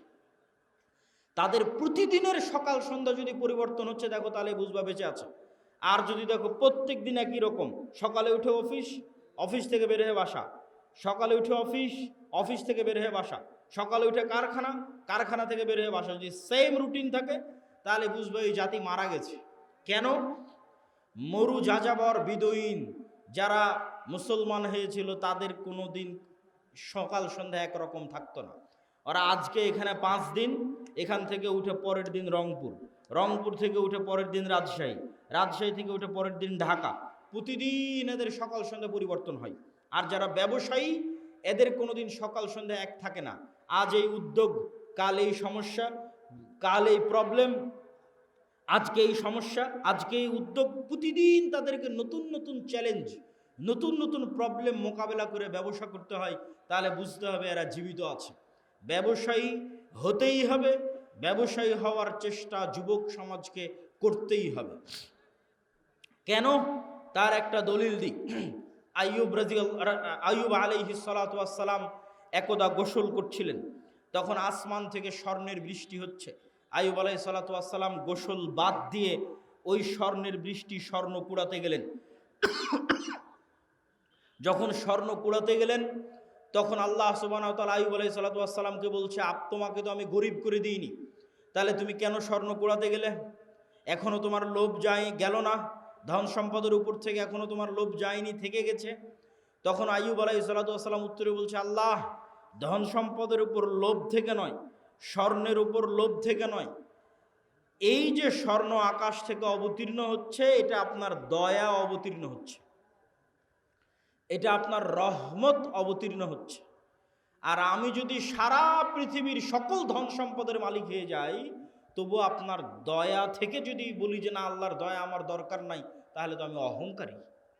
সারা পৃথিবীর সব ধন সম্পদের মালিক হয়ে গেছি, তাও যদি বুঝতে পারি ওখান থেকে 1 টাকা ইনকাম করা যাবে, তাহলে আমি মনে করব ওই 1 টাকা তো আল্লাহর দয়া। তাহলে ওই 1 টাকা ইনকাম বাদ দিয়ে ঘরে বসে থাকলে এটা অহংকার হবে আল্লাহর দয়ার সাথে। অতএব ওখান থেকে 1 টাকা ইনকাম করা যাবে, ওটা আল্লাহর দয়া, তাড়াতাড়ি ওটা নিতে হবে। আল্লাহ সুবহানাহু ওয়া তাআলা বলছেন, ফাইদা কুজিয়াতিস সালাত ফান্তাশিরু ফিল আরজ ওয়াবতাগু মিন ফাজলিল্লাহ। যখনই তোমাদের সালাত শেষ হয়ে যায় তখনই তোমরা বের হয়ে যাও পৃথিবীতে। যেখানে পৃথিবীতে তোমরা আল্লাহর দয়া দেখতে পাবে, সারা পৃথিবীতে আল্লাহর দয়া ছড়িয়ে ছিটিয়ে আছে, ওই দয়াগুলো জমা করো। ওই দয়াগুলো একত্রিত করো, ওই রিজিকগুলো অনুসন্ধান করো, তাহলে কোনো যুবকের পক্ষে সমীচীন হবে না, কোনো মানুষের পক্ষে সমীচীন হবে না যে সে বুঝতে পারবে ওখান থেকে 1 টাকা পাওয়া যাবে আর ওই 1 টাকা ইনকামের চেষ্টা করবে না। এটা অহংকার। বক্তব্যের এই পয়েন্ট আর একটা কথা বলে শেষ করে নতুন পয়েন্টের দিকে এগিয়ে যাই। ধনী কিভাবে হবে? আমি ইসলামিক ফাইন্যান্সের ছাত্র হিসেবে আজকে আপনাদের গাইবান্ধার মানুষকে একটা পরামর্শ দিয়ে যাই। ধনী হওয়ার উপায় কি? 1 নাম্বার, ধনী হওয়ার পৃথিবীতে কোনো শর্টকাট রাস্তা নাই। প্রত্যেক শর্টকাট রাস্তা হারাম। প্রত্যেক যে এসে আপনাকে বলবে যে এখানে এটা করো, এতদিনের মধ্যে তুমি এত টাকার মালিক হয়ে যাবে, নিশ্চিত জেনে থাকবেন এটা হারাম। পৃথিবীতে ধনী হওয়ার কোনো শর্টকাট রাস্তা নাই, প্রত্যেক শর্টকাট রাস্তা জুয়া। তাহলে ধনী হওয়ার রাস্তা কি? ধনী হওয়ার রাস্তা হচ্ছে কম্পাউন্ড পদ্ধতিতে ধনী হওয়া। সেটা কি? আজকে আপনাদের উপস্থিত জনসমাজকে বললাম আমার এক হাতে আছে 50 লক্ষ টাকা, আর এক হাতে আছে 1 টাকা। আপনারা কে 50 লক্ষ নিতে চান, কে 1 টাকা নিতে চান? তবে শর্ত কি জানেন? এই 50 লক্ষ টাকা থেকে 1 টাকাও বাড়বে না, আর এই 1 টাকা থেকে প্রতিদিন এই 1 টাকাটা দ্বিগুণ হবে। আজ 1 টাকা তো কাল 2 টাকা, 2 টাকা তো পরের দিন 4 টাকা, 4 টাকা তো পরের দিন 8 টাকা, 8 টাকা তো পরের দিন 16 টাকা। কতদিন দ্বিগুণ হবে? 30 দিন। তা আপনারা এখানে বসে থেকেও যদি এখন ক্যালকুলেশন করেন, আপনার মনে হবে আরে বাড়তে তো 8 টাকা, 8 টাকা থেকে 16 টাকার কতই বাড়বে, 16 টাকা থেকে 32 টাকা, তার চেয়ে ভালো এই 50 লক্ষ টাকা এটা নিয়ে নিই। আপনি তাহলে ধনী হতে পারবেন না। আপনি এখনো ব্যবসা বুঝেন না, আপনি এখনো জুয়ার মধ্যে আছেন।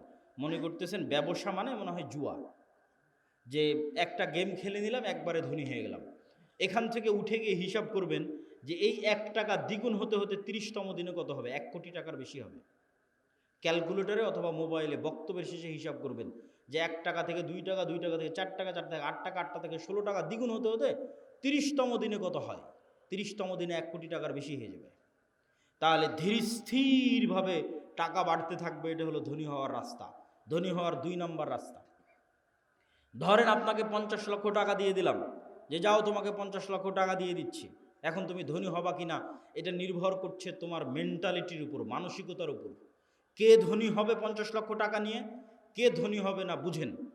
যে 50 লক্ষ টাকা নিয়ে গিয়ে চিন্তা করবে আরে 50 লক্ষ টাকা পেয়েছি, তাহলে 50 লক্ষ টাকা থেকে একটা গাড়ি কিনি, মোটর সাইকেল কিনি, তারপরে একটা গাড়ি কিনি 20 লাখ টাকা দিয়ে, বাড়ি করি 30 লাখ টাকা দিয়ে, আর কি করা যায়, একটা এসি কিনি, একটা ফ্রিজ কিনি, আর কি একটা টিভি কিনি। এই ব্যক্তি এই 50 লক্ষ টাকা প্রত্যেক ওই জায়গাতে খরচ করেছে যেখান থেকে আরও খরচ বাড়বে। মোটর সাইকেল কিনেছে, মোটর সাইকেলের তেলে খরচ আছে। গাড়ি কিনেছে, এই যে গাড়ি আজকে আমাদের অ্যাক্সিডেন্ট হলো, গাড়িতে খরচ বাড়বে। গাড়ির এই যে গাড়ির টায়ার নষ্ট হবে, চাকা নষ্ট হবে, ওটা নতুন করে কিনতে হবে। প্রতিদিন মোবিল লাগবে, মোবিল দিতে হবে। ও যে এসি ফ্রিজ কিনেছে, ওখানে কারেন্ট বিল আসবে, বিদ্যুৎ বিল আসবে। মোবাইল কিনেছে, ইন্টারনেট কিনেছে, ওয়াইফাই কিনেছে, ইন্টারনেটের বিল আসবে। তাহলে এই টাকা প্রত্যেক ওই জায়গাতে ব্যবহার করলো যেখান থেকে আরও খরচ বাড়লো। এই জীবনে কোনো দিন ধনী হতে পারবে না। এর ধনী হওয়ার রাস্তা ফুল স্টপ হয়ে গেছে। এই যদি প্রবাস থেকে কোটি টাকা ইনকাম করে নিয়ে আসে তাও ধনী হবে না, গার্মেন্টসে কাজ করে ইনকাম করে তাও ধনী হবে না, আপনারা যদি মাঠে জমিতে কাজ করে টাকা জমা করেন তাও ধনী হবেন না। শেষ ধনী হওয়ার রাস্তা। ধনী কে হবে? 1 টাকা ইনকাম করেছে, 10 টাকা ইনকাম করেছে, ইনকাম করার পর যে চিন্তা করতে পারবে যে আমার গায়ের জামাটা ছিঁড়া আছে, ছিঁড়াই থাক, আমার পায়ের স্যান্ডেলটা ছিঁড়া আছে, ছিঁড়াই থাক, আমার বাড়ি মাটির আছে, মাটিরই থাক। আগে 10 টাকা এমন জায়গায় ব্যয় করি যেখান থেকে আর 1 টাকা ইনকাম হবে, যেখান থেকে আর 1 টাকা ইনকাম বের হয়ে আসবে, ওই জায়গাতে আগে ব্যয় করি এই 10 টাকা। এই ব্যক্তি ধনী হয়ে যাবে। সময় লাগবে, 30 বছর সময় লাগবে, কিন্তু এই যে কম্পাউন্ড ওয়েতে আস্তে আস্তে বাড়তে বাড়তে শেষের দিকে গিয়ে কোটিপতি হয়ে যাবে দ্রুত। শেষে গিয়ে দ্রুত কোটিপতি হবে, শুরুতে অত দ্রুত হবে না, কিন্তু ওর পদ্ধতি ঠিক আছে। আর 10 টাকা ইনকাম করে বলবেন আজকে নতুন জামা লাগবে, 10 টাকা ইনকাম করে বলবে আজকে নতুন স্যান্ডেল লাগবে, আজকে এসি ফ্রিজ লাগবে, জীবনে ধনী হবে না। যে টাকা এমন জায়গায় ব্যয় করতে পারে যেখান থেকে আবার টাকা ইনকাম হওয়ার রাস্তা তৈরি হবে, এ ধনী হয়ে যাবে, আজকে যতই গরিব থাকুক।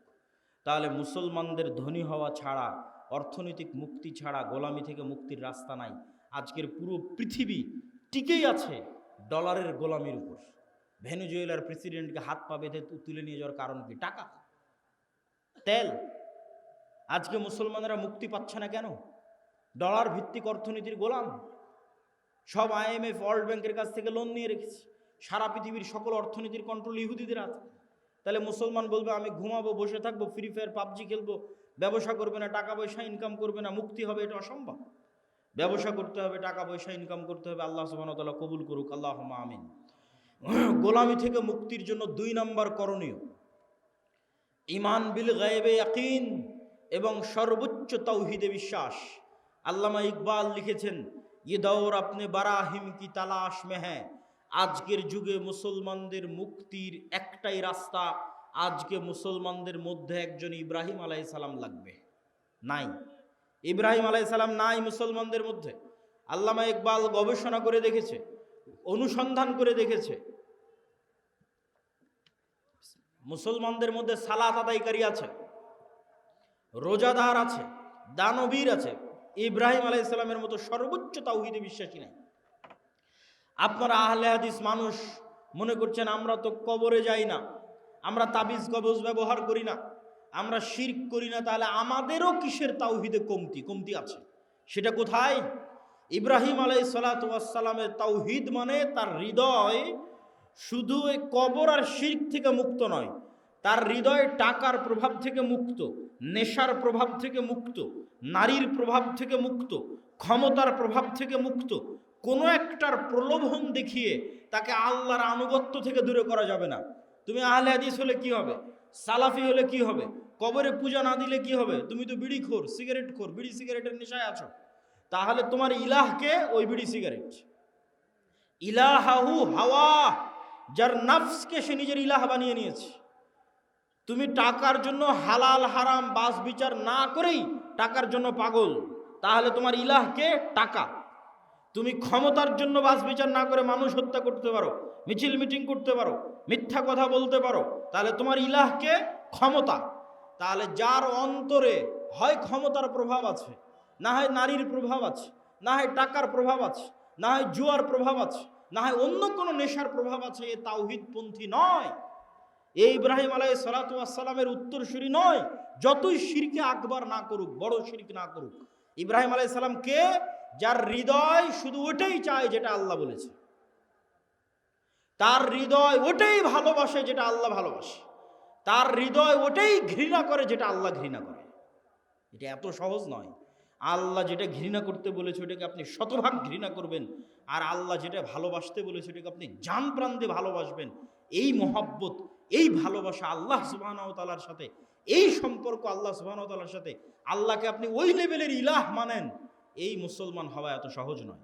ওই ইব্রাহিম আলাইহিস সালাতু ওয়াস সালাম হওয়া অত সহজ নয়, কিন্তু ইব্রাহিম আলাইহিস সালাম লাগবে। মুক্তি ইব্রাহিম আলাইহিস সালাতু ওয়াস সালামের মতো মানুষ হওয়া ছাড়া সম্ভব নয়। 2 নম্বর ঈমান বিল গায়বে ইয়াকিন। গায়েব মানে যা চোখে দেখা যায় না। আজকে এখানে আব্দুল্লাহ বিন আব্দুর রাজ্জাক উপস্থিত হয়েছে, এটা আপনারা চোখে দেখতে পাচ্ছেন, কিন্তু এখানে যে ফেরেশতারা উপস্থিত হয়েছে এটা কি দেখতে পাচ্ছেন? দেখতে পাচ্ছেন না। কিন্তু ফেরেশতারা যে উপস্থিত হয়েছে ওটাকে যেই দিন এইভাবে বিশ্বাস করতে পারবেন, যেভাবে এখন আমাকে দেখে যেটা আপনার অন্তরে যেই মাত্রার বিশ্বাস, যেখানে আব্দুল্লাহ বিন আব্দুর রাজ্জাক উপস্থিত আছে, এই মাত্রার বিশ্বাস যেই দিন হবে, যেন এখানে আমার পাশে ফেরেশতারা বসে আছে, এটার নাম ঈমান বিল গায়বে ইয়াকিন। এটা হচ্ছে দেখতে পাওয়া, ভিজুয়ালাইজ করা। কবরকে আপনি দেখতে পাচ্ছেন, জান্নাতকে আপনি দেখতে পাচ্ছেন, জাহান্নামকে আপনি দেখতে পাচ্ছেন। আপনি কল্পনা করেন, আসহাবুল উখদুদের ঘটনা বলছিল তাওহীদ ভাই, ওমা নাকামু মিনহুম ইল্লা ইউমিনু বিল্লাহিল আজিজিল হামিদ, বলছে যে আগুনের মধ্যে ঢুকে যাচ্ছে। ঘটনা তো ভাই বলেছে, আমি শুধু লজিক বলি। ওদের বাড়ি আছে, ঘর আছে, বাড়ি ঘর রেখে সাক্ষাৎ আগুনের মধ্যে কিভাবে ঢুকে? একটা রাস্তা ছাড়া ওই আগুনের মধ্যে ঢুকার কোনো রাস্তা নাই। আপনি পারবো না। পারবো একটা শর্ত পূরণ করলে। সেটা কি? আসহাবুল উখদুদের ঈমান বিল গায়বে ইয়াকিন এত বেশি ছিল যে ওরা ওই আগুনের মধ্যে জান্নাত দেখতে পাচ্ছিল। ওরা আগুনে ঢোকেনি রে পাগলা, ওরা জান্নাতে ঢুকেছে। আল্লাহু আকবার। আপনি মনে করছেন আগুনে ঢুকেছে, কিন্তু ওরা তো আগুন দেখতেই পায়নি। ওরা ওই আগুনের জান্নাত দেখতে পেয়েছে। আমরা কিসে ঢুকছি? জান্নাতে ঢুকতেছি। জান্নাতকে এরকম ভিজুয়ালাইজ যতক্ষণ না করতে পারবে ঢোকা সম্ভব নয়। আর ওরা যখন পেছন মুড়িয়ে নিজের বাড়ি ঘর দেখেছে তখন দেখতে পাচ্ছে। আপনি দেখছেন বাড়িতে এসি আছে, ফ্রিজ আছে, ঘর বাড়ি আছে, ছেলে মেয়ে আছে, কিন্তু ওরা যখন বাড়ির দিকে তাকিয়ে দেখেছে তখন দেখছে আর এখানে তো জাহান্নামের আগুন জ্বলছে। সত্যি দেখতে পাচ্ছি, কাল্পনিক নয়। সত্যি দেখতে পাচ্ছে আর আমাদের বাড়ি ঘরে তো জাহান্নামের আগুন জ্বলছে, ওরে বাবারে, এখানে ফেরত যাওয়া যাবে না। আর এই আগুনের মধ্যে কি দেখতে পাচ্ছে? জান্নাত। আর এখানে তো ঢুকতে হবে। এর নাম হচ্ছে ঈমান বিল গায়বি ইয়াকিন।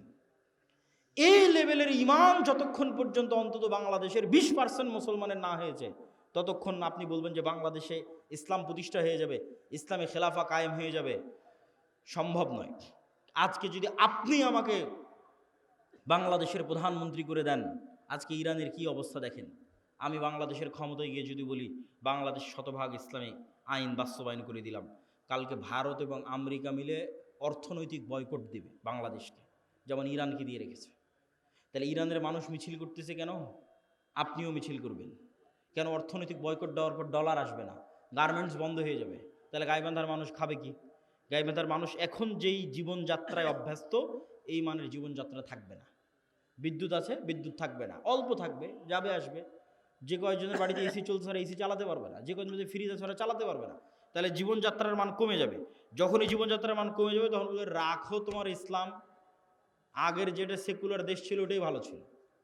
কখন বলবে না রাখো তোমার ইসলাম? যখন ওই আসহাবুল উখদুদের মতো ঈমান হবে, দেখতে পাবে আর এটা তো জান্নাত, এটা তো জাহান্নাম, এটা যেদিন দেখতে পাবে।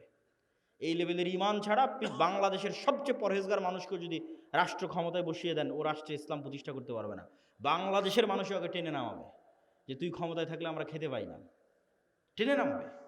কিন্তু যখন মনে করবে যে আমি খেতে পাচ্ছি না, এটাই কোরআনের ওই আয়াত, আম হাসিবতুম আন তাদখুলুল জান্নাহ ওয়ালাম্মা ইয়াতিকুম মাসালুল লাযিনা খালাউ মিন ক্বাবলিকুম মাসাতহুমুল বাসা ওয়াদ দাররা ওয়া যুলজিলু হাত্তা ইয়াকুলার রাসূল ওয়াল লাযিনা আমানু মাআহু মাতা নাসরুল্লাহ। দুনিয়ার মানুষ, জান্নাত কি তোমাদের নানির বাড়ি? জান্নাত কি তোমাদের মামার বাড়ি? আল্লাহ বলছেন আম হাসিবতুম আন তাদখুলুল জান্নাহ, মনে করে নিলার জান্নাতে চলে গেলা, অথচ তোমাদের অতীতে যারা চলে গেছে তারা যে পরিমাণ কষ্ট সহ্য করেছে, তারা যে পরিমাণ আল্লাহর পরীক্ষার মুখোমুখি হয়েছে, সেই পরিমাণ পরীক্ষা দুঃখ কষ্ট তোমরা কিছুই ভোগ করনি, আর বলছো জান্নাতে চলে যাব? সম্ভব নয়। সম্মানিত উপস্থিতি, ঈমান বিল গায়বি ইয়াকিন। গায়েব মানে না দেখা জিনিসকে দেখতে পাওয়া। চোখ বন্ধ করলে আপনি দেখতে পাচ্ছেন যে কবরে কি হয়, জান্নাতে কি হয়, এটা দেখাও সহজ। দু একটা সহজ বুদ্ধি বলে দিই, কেমনে দেখতে পাবেন।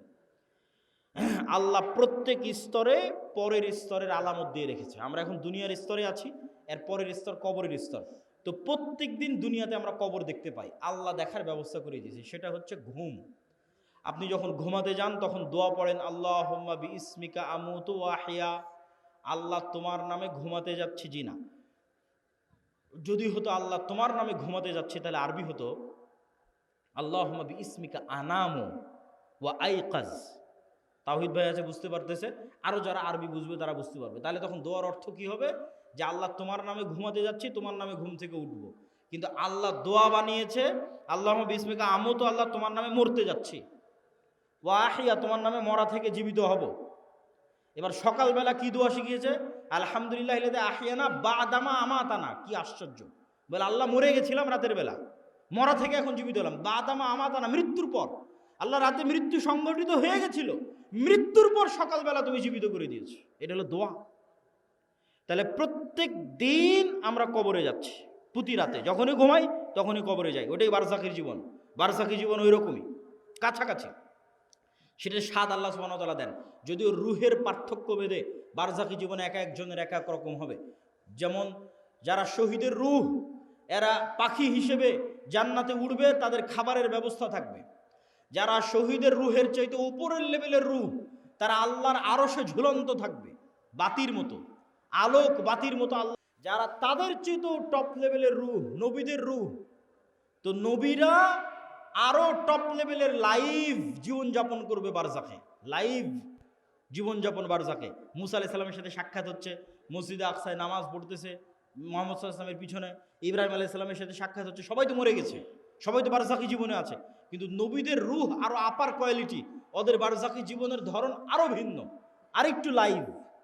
আর সাধারণ মুসলমানের রূহ ইল্লিয়িনে থাকবে যদি মুমিন হয়, আর কাফের, মুশরিক, ফাসিক, মুনাফিক হলে সিজ্জিনে থাকবে। এবার যখন চলে গেছে ইল্লিয়িনে, যখন চলে গেছে বারজাখী জীবনে, ওখান থেকে এবার জাহান্নাম দেখা যাবে প্রতিদিন, ওখান থেকে এবার জান্নাত দেখা যাবে প্রতিদিন। যেমন দুনিয়াতে প্রতিদিন কবর দেখা যাচ্ছে, প্রতিদিন ঘুমাচ্ছি, প্রতিদিন কবরে যাচ্ছি, এবার যখন কবরে চলে যাব, মানে চিরন্তন ঘুমে চলে যাব, তখন প্রতিদিন জান্নাত দেখব, জাহান্নাম দেখব। যে জাহান্নামের অধিকারী সে জাহান্নাম দেখবে, যে জান্নাতের অধিকারী ওই জান্নাত দেখবে। এবার কিয়ামত হওয়ার পর তখন সেখানে বাস্তবে প্রবেশ করবে।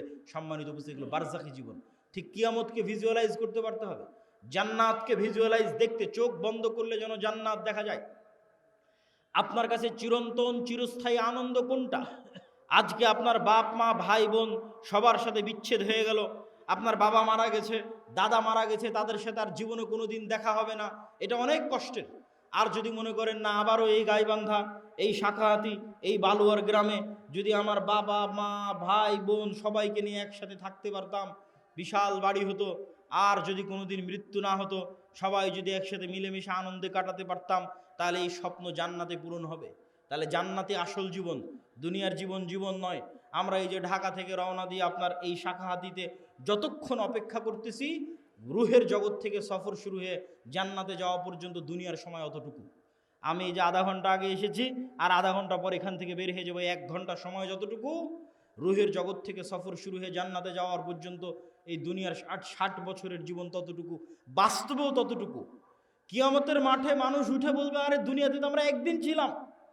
বাস্তবেও আপনি এখন কল্পনা করে দেখেন যে আপনার গত 30 বছর চোখের পলকে পার হয়ে গেছে। মনে হবে আরে কয়দিন ছিলাম আমি দুনিয়াতে।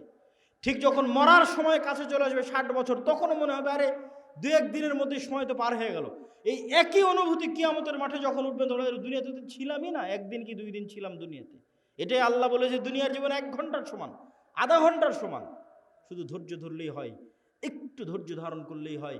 আল্লাহ সুবহানাহু ওয়া তাআলার কাছে পৌঁছার জন্য প্রস্তুত থাকার চেষ্টা করতে হবে। এটা ঈমান বিল গায়বি ইয়াকিন, এটা ছাড়া মুসলমানদের মুক্তি হবে না। আর 2টা কাজ করতে হবে মুসলমানদেরকে।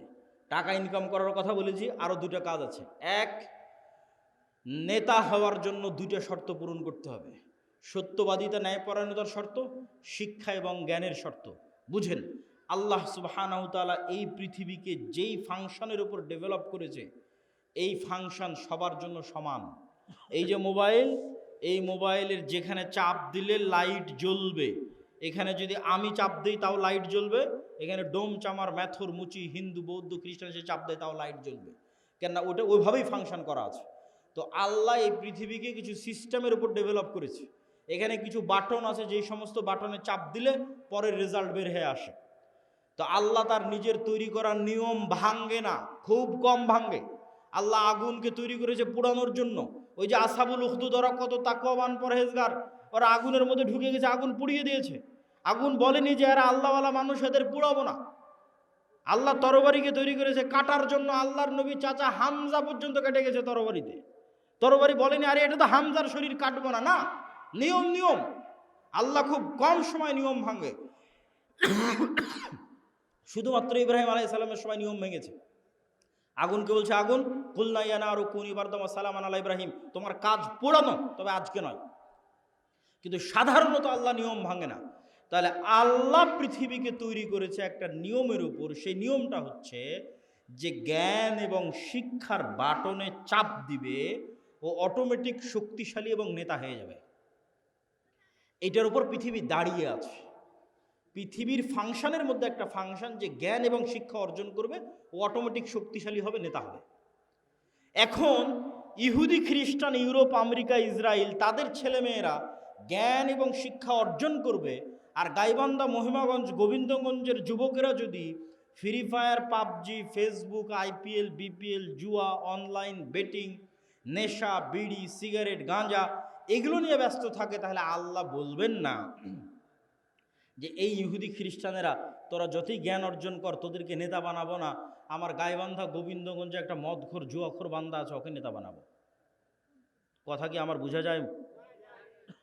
আল্লাহ সুবহানাহু ওয়া তাআলা তার নিয়ম ভাঙবেন না। অতএব তুমি যদি মনে করো আমাকে নেতা হতে হবে, তাহলে ওই বাটনে চাপ দিতেই হবে যেই বাটন নেতা হওয়ার জন্য আল্লাহ পৃথিবীতে দিয়ে রেখেছে, সেটা হচ্ছে জ্ঞান এবং শিক্ষা। জ্ঞান অর্জন করতে হবে, পড়তে হবে। আদম আলাইহিস সালাম সবচেয়ে জ্ঞানী, আল্লাহ সুবহানাহু ওয়া তাআলা সবচেয়ে জ্ঞানী। জ্ঞান আল্লাহর বৈশিষ্ট্য, জ্ঞান আদম আলাইহিস সালামের বৈশিষ্ট্য। তলুতকে নেতা বানানো হয়েছে জ্ঞানের কারণে। অতএব যুবক সমাজ তোমাদের জ্ঞান অর্জন করতে হবে। তারপরের পয়েন্ট কি? ন্যায়পরায়ণতা, সত্যবাদিতা। বানু ইসরায়েলের ইতিহাস বহু বক্তব্যে আমি আলোচনা করেছি। বানু ইসরায়েলের ইতিহাসের সামারি কি, নবীর সন্তানেরা কিভাবে গোলাম হয়ে গেল, গোলাম হওয়ার কারণে কি কি বিকৃতি আসলো। এই যে এক্ষুনি ইউসুফ আলাইহিস সালামের গল্প বললাম, ইব্রাহিম, ইসহাক, ইয়াকুব, ইউসুফ, তাদের ছেলেরাই বানু ইসরায়েল। এরা ফেরাউনের গোলাম হয়ে গেল, 300 বছর গোলাম থাকলো। গোলাম হওয়ার পর মুসা আলাইহিস সালাম এসে এদের বাঁচালো। বাঁচানোর পর গোলামির কারণে কি কি পরিবর্তন হলো নবীর ছেলেদের, ইব্রাহিমের ছেলেদের কি কি পরিবর্তন আসলো গোলামির কারণে। আল্লাহ বলছেন যাও যুদ্ধ করতে হবে জেরুজালেমে। নবীর ছেলেরা কি বলে, ইজহাব আনতা ওয়া রাব্বুকা ফাকাতিলা, তুমি আর তোমার আল্লাহ গিয়ে যুদ্ধ করো। তারা ইব্রাহিম আলাইহিস সালামের ছেলে। আল্লাহ বলছেন এটা তাওরাত, ঈমান আনো। নবীর ছেলেরা কি বলছে, লান নুমিনা লাকা হাত্তা নারাল্লাহ জাহরাতান, যতক্ষণ তোমার আল্লাহকে সচক্ষে না দেখছো ততক্ষণ ঈমান আনবো না। আরে তুই তো এখনই দেখলি যে ফেরাউন ডুবে মরল, আর কি দেখা লাগবে? এখনই ওর চোখের সামনে ফেরাউন ডুবে মরেছে।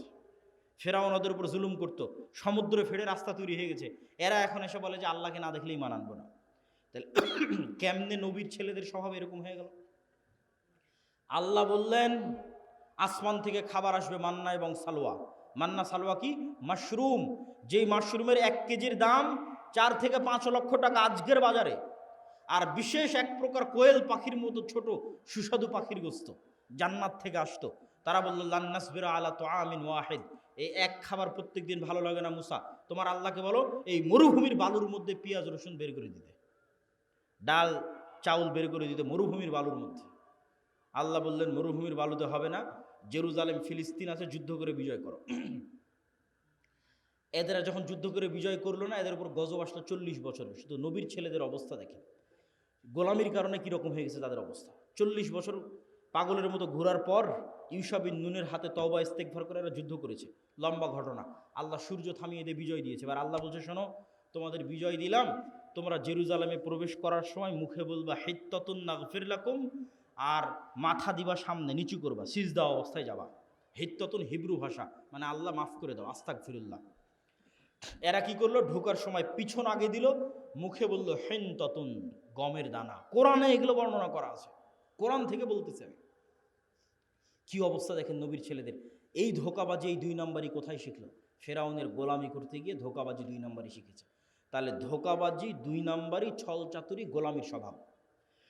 স্বাধীন আত্মমর্যাদা সম্পন্ন মানুষ 2 নম্বরই রাস্তা জানে না। স্বাধীন আত্মমর্যাদা সম্পন্ন মানুষ মিথ্যা জানে না। স্বাধীন আত্মমর্যাদা সম্পন্ন মানুষ দুর্নীতি জানে না। আব্দুল মুত্তালেব কাফের মুশরিক, আবু তালেব কাফের মুশরিক। ইতিহাস খুঁজে দেন যে আব্দুল মুত্তালেব দুর্নীতিগ্রস্ত। ইতিহাস খুঁজে নিয়ে আসেন, ইতিহাস খুঁজে নিয়ে আসেন। মুহাম্মদ সাল্লাল্লাহু আলাইহি ওয়াসাল্লামের চাচা আবু তালেব 2 নম্বর মিথ্যুক। কঠিন আছে, খুঁজে নিয়ে আসা কঠিন আছে। কেন আব্দুল মুত্তালেব, আবু তালেব এরা কাফের মুশরিক হলো ইসমাইলের সন্তান। বানু ইসরাইল ইসহাকের সন্তান, ইব্রাহিমের এক ছেলে ইসহাকের সন্তান, আর এরা ইব্রাহিমের আর এক ছেলে ইসমাইলের সন্তান। আল্লাহর দয়ায় ইসমাইলের ছেলেরা কোনোদিন কারো গোলাম ছিল না। কেন গোলাম ছিল না? আরে মক্কাতে না আছে পানি, না আছে নদী, না আছে সমুদ্র, না আছে ফল ফসল, কি আছে মক্কায় যে কে এসে মক্কা দখল করবে? কেউ মক্কা দখল করেনি। আব্রাহা একবার চেয়েছিল যে এখানে কেন মানুষ ইবাদত করতে যায়, আমি ইয়েমেনে ইবাদতের ঘর তৈরি করব, আমার এখানে ইবাদত করতে আসবে। তো ওখানে মানুষ ইবাদত করতে যায়নি, তো কাবা ঘর ভাঙতে গেছিল আব্রাহা, একবারই। তা বাদে কেউ ইসমাইলের সন্তানদেরকে কেউ গোলাম বানায়নি। এই জন্য ইসমাইলের সন্তানেরা অধিকাংশই, 2-1 জনের কথা বলা যাবে না, অধিকাংশই জন্মগত মিথ্যা, ধোঁকা জানত না। তাহলে কি দাঁড়ালো বানু ইসরাইলের সামারি আর মুহাম্মদ সাল্লাল্লাহু আলাইহি ওয়াসাল্লামের বাপ দাদা আর বানু ইসমাইল, ইসমাইলের সন্তানের সামারি? যে গোলামি করে, গোলামি থেকে কি স্বভাব আসে? দুর্নীতি, 2 নম্বরই, ধোঁকাবাজি, মিথ্যা। আর যে নেতা, যে নেতৃত্ব দিবে, সে মিথ্যা জানে না, সে দুর্নীতি জানে না, সে 2 নম্বরই জানে না, সে ধোঁকাবাজি জানে না। এবার চলে আসেন আমাদের কাছে। ব্রিটিশেরা দেখলো, আমেরিকা দেখলো যে মুসলমানেরা যদি একবার সত্য বলা শিখে যায়, মুসলমানেরা যদি একবার ন্যায় প্রতিষ্ঠা করা শিখে যায়, তাহলে তো পৃথিবীতে আমাদের থাকার জায়গা হবে না। তাহলে মুসলমানদের এমন সিস্টেমের মধ্যে ফেলে দাও যেন ওরা কোনোদিন সত্য বলা শিখতেই না পারে। মুসলমানদের একটা নেতাও যেন সত্যবাদী, ন্যায়পরায়ণ না হয়। তাহলে কি দিতে হবে? গণতন্ত্র। কেমনে গণতন্ত্র, কেমনে গোলাম তৈরি করে? গণতন্ত্র এমন এক সিস্টেম যেখানে এক দলের নেতা আর এক দলের নেতার বিরুদ্ধে বলবে তো বলবেই, একই আসনের মনোনয়ন প্রার্থী একই দলের, আর বাকি মনোনয়ন প্রার্থীগুলোর বিরুদ্ধে যদি 2 নম্বরই না করে, মিথ্যা না বলে, টাকা পয়সার লেনদেন না করে, লিয়াজু লবি মেনটেন না করে, তাহলে মনোনয়নই নিয়ে আসতে পারবে না। বাস্তব মাঠের পরীক্ষা। আর ইশতেহারে দল নিজেও জানে বাস্তবায়ন করতে পারবে না, মিথ্যা ওয়াদা দিবে। মিথ্যা না বলা শিখলে ভোট পাবে না। আর যারা ভোটার সেও মিথ্যা ওয়াদা দিবে। যত এমপি প্রার্থী আসবে, হ্যাঁ ভাই আপনাকে ভোট দেব, 500-1000 টাকা, 500-1000 টাকা, হ্যাঁ আপনাকে ভোট দেব। ভোটারও মিথ্যুক, এমপিও মিথ্যুক, মনোনয়ন প্রার্থীও মিথ্যুক, এবং সবাই লিয়াজু লবি 2 নম্বরই রাস্তা, ধোঁকাবাজি, এগুলো একদম ভোটের দিন পর্যন্ত যদি না করে ও জিতেও আসতে পারবে না। তাহলে এই গণতান্ত্রিক পদ্ধতিতে 300 এমপি নির্বাচিত হয়ে গেল। এখন বানু ইসমাইল আর বানু ইসরায়েলের এই যে আগের ফরম্যাট আপনাকে দিয়ে দিলাম, এই ফরম্যাট অনুযায়ী আপনি বলেন যে এই 300 এমপি নেতা না গোলাম? একটু জোরে বলতে হবে, নেতা না গোলাম? গোলাম। এইটা যদি একবার বুঝে গেছেন, তাহলে বুঝে গেছেন যে মুসলমানদের সমস্যা কোথায়, মুসলমানদের কাজ কি। এবার তো নেতাদের অনেক দোষ ত্রুটি বললাম, এবার একটু আমাদের দোষ ত্রুটি খুঁজি। আমরা কেমনে বুঝবো যে আমি ন্যায়পরায়ণ আছি কিনা, আমি নেতা হতে পারবো কিনা, আমি সত্যবাদী কিনা? দেখেন, দেশ ঠিক করতে ওসি, ডিসি, এসপি, মন্ত্রী, সচিবালয়ে যারা থাকে এরাই আসল। ক্ষমতায় ডক্টর ইউনূস 2 বছরের জন্য, আগের সরকার 16 বছরের জন্য, নতুন যারা আসবে 5 বছরের জন্য। কিন্তু এই আর্মি, পুলিশ, কোর্ট, জজ, সচিবালয়ে যারা আছে এদের কারো চাকরি যায়নি, এরাই থাকবে। তো এরা যদি বলে যে আমরা আজ থেকে দুর্নীতি করবো না, আজ থেকে সত্যবাদী, আজ থেকে ন্যায়পরায়ণ, তো দেশে তো 80% ইসলাম কায়েম হয়ে যাবে। ইসলাম কায়েম হওয়া মানে কি, এটাও বুঝতে হবে। ইসলাম কায়েম হওয়া মানে, যদি মনে করেন সবাই 5 ওয়াক্ত সালাত আদায়কারী হবে, ঠিক আছে, সমস্যা নেই। যদি মনে করেন সবাই পর্দা করবে, ঠিক আছে, সমস্যা নেই। কিন্তু কল্পনা করেন যে আজকে গাইবান্ধার শতভাগ মানুষ আজ থেকে 5 ওয়াক্ত সালাত আদায় করতেছে, আর গাইবান্ধার আজকে সব নারী পর্দা করতেছে, কিন্তু এদের অধিকাংশই এখনও 2 নম্বরই করতেছে, মিথ্যা বলতেছে, অন্যের সম্পদ দখল করে নিচ্ছে, দুর্নীতি করতেছে। তাহলে এখানে ইসলাম কায়েম হয়েছে? ইসলাম কায়েম হয়নি। এবার আপনি বুঝবেন কেন বললাম ওসি, ডিসি, এসপি এরা যদি আজ থেকে শতভাগ সৎ হয়ে যায়, তাহলে 80% ইসলাম কায়েম হয়ে যাবে। শুধু কি তাই, এই ওসি, ডিসি, এসপি, মিনিস্টার, সচিবালয় যারা আছে, এরা আল্লাহকে ধোঁকা দিতে চায়, মানুষকে ধোঁকা দিতে চায়। 2 নম্বরই উপায়ে টাকা ইনকাম করে সেই টাকা দিয়ে হজ করে পাপ ক্ষমা করতে চায়। নাউজুবিল্লাহ। এই পাগলদেরকে কে বুঝাবে যে তুমি যে অবৈধ টাকা দিয়ে হজ করছো, ওটা তো কবুল হয়নি, কোনো সমস্যা নাই। তোমার মনের স্বাদ যে তুমি হজ করবা, তোমার মনের স্বাদ যে তুমি একটু মসজিদ কমিটির মেম্বার হবা, টাকা পয়সা দিবা, দান করবা, তো তুমি দান করে জানে কি পাবা, হজ করে জানে কি পাবা, তার চেয়ে তো সিক্রেট তোমার কাছেই আছে, এর চেয়ে বেশি নেকি পাওয়ার। সেটা কি? রাসূল সাল্লাল্লাহু আলাইহি সাল্লাম বলছেন, সাবআতু ইউদিল্লুহুমুল্লাহ ইয়াউমা লা দিল্লা ইল্লা দিল্লুহ, ইমামুন আদিল, যে 7 শ্রেণীর মানুষকে আল্লাহ বিশেষ ছায়া দিবে।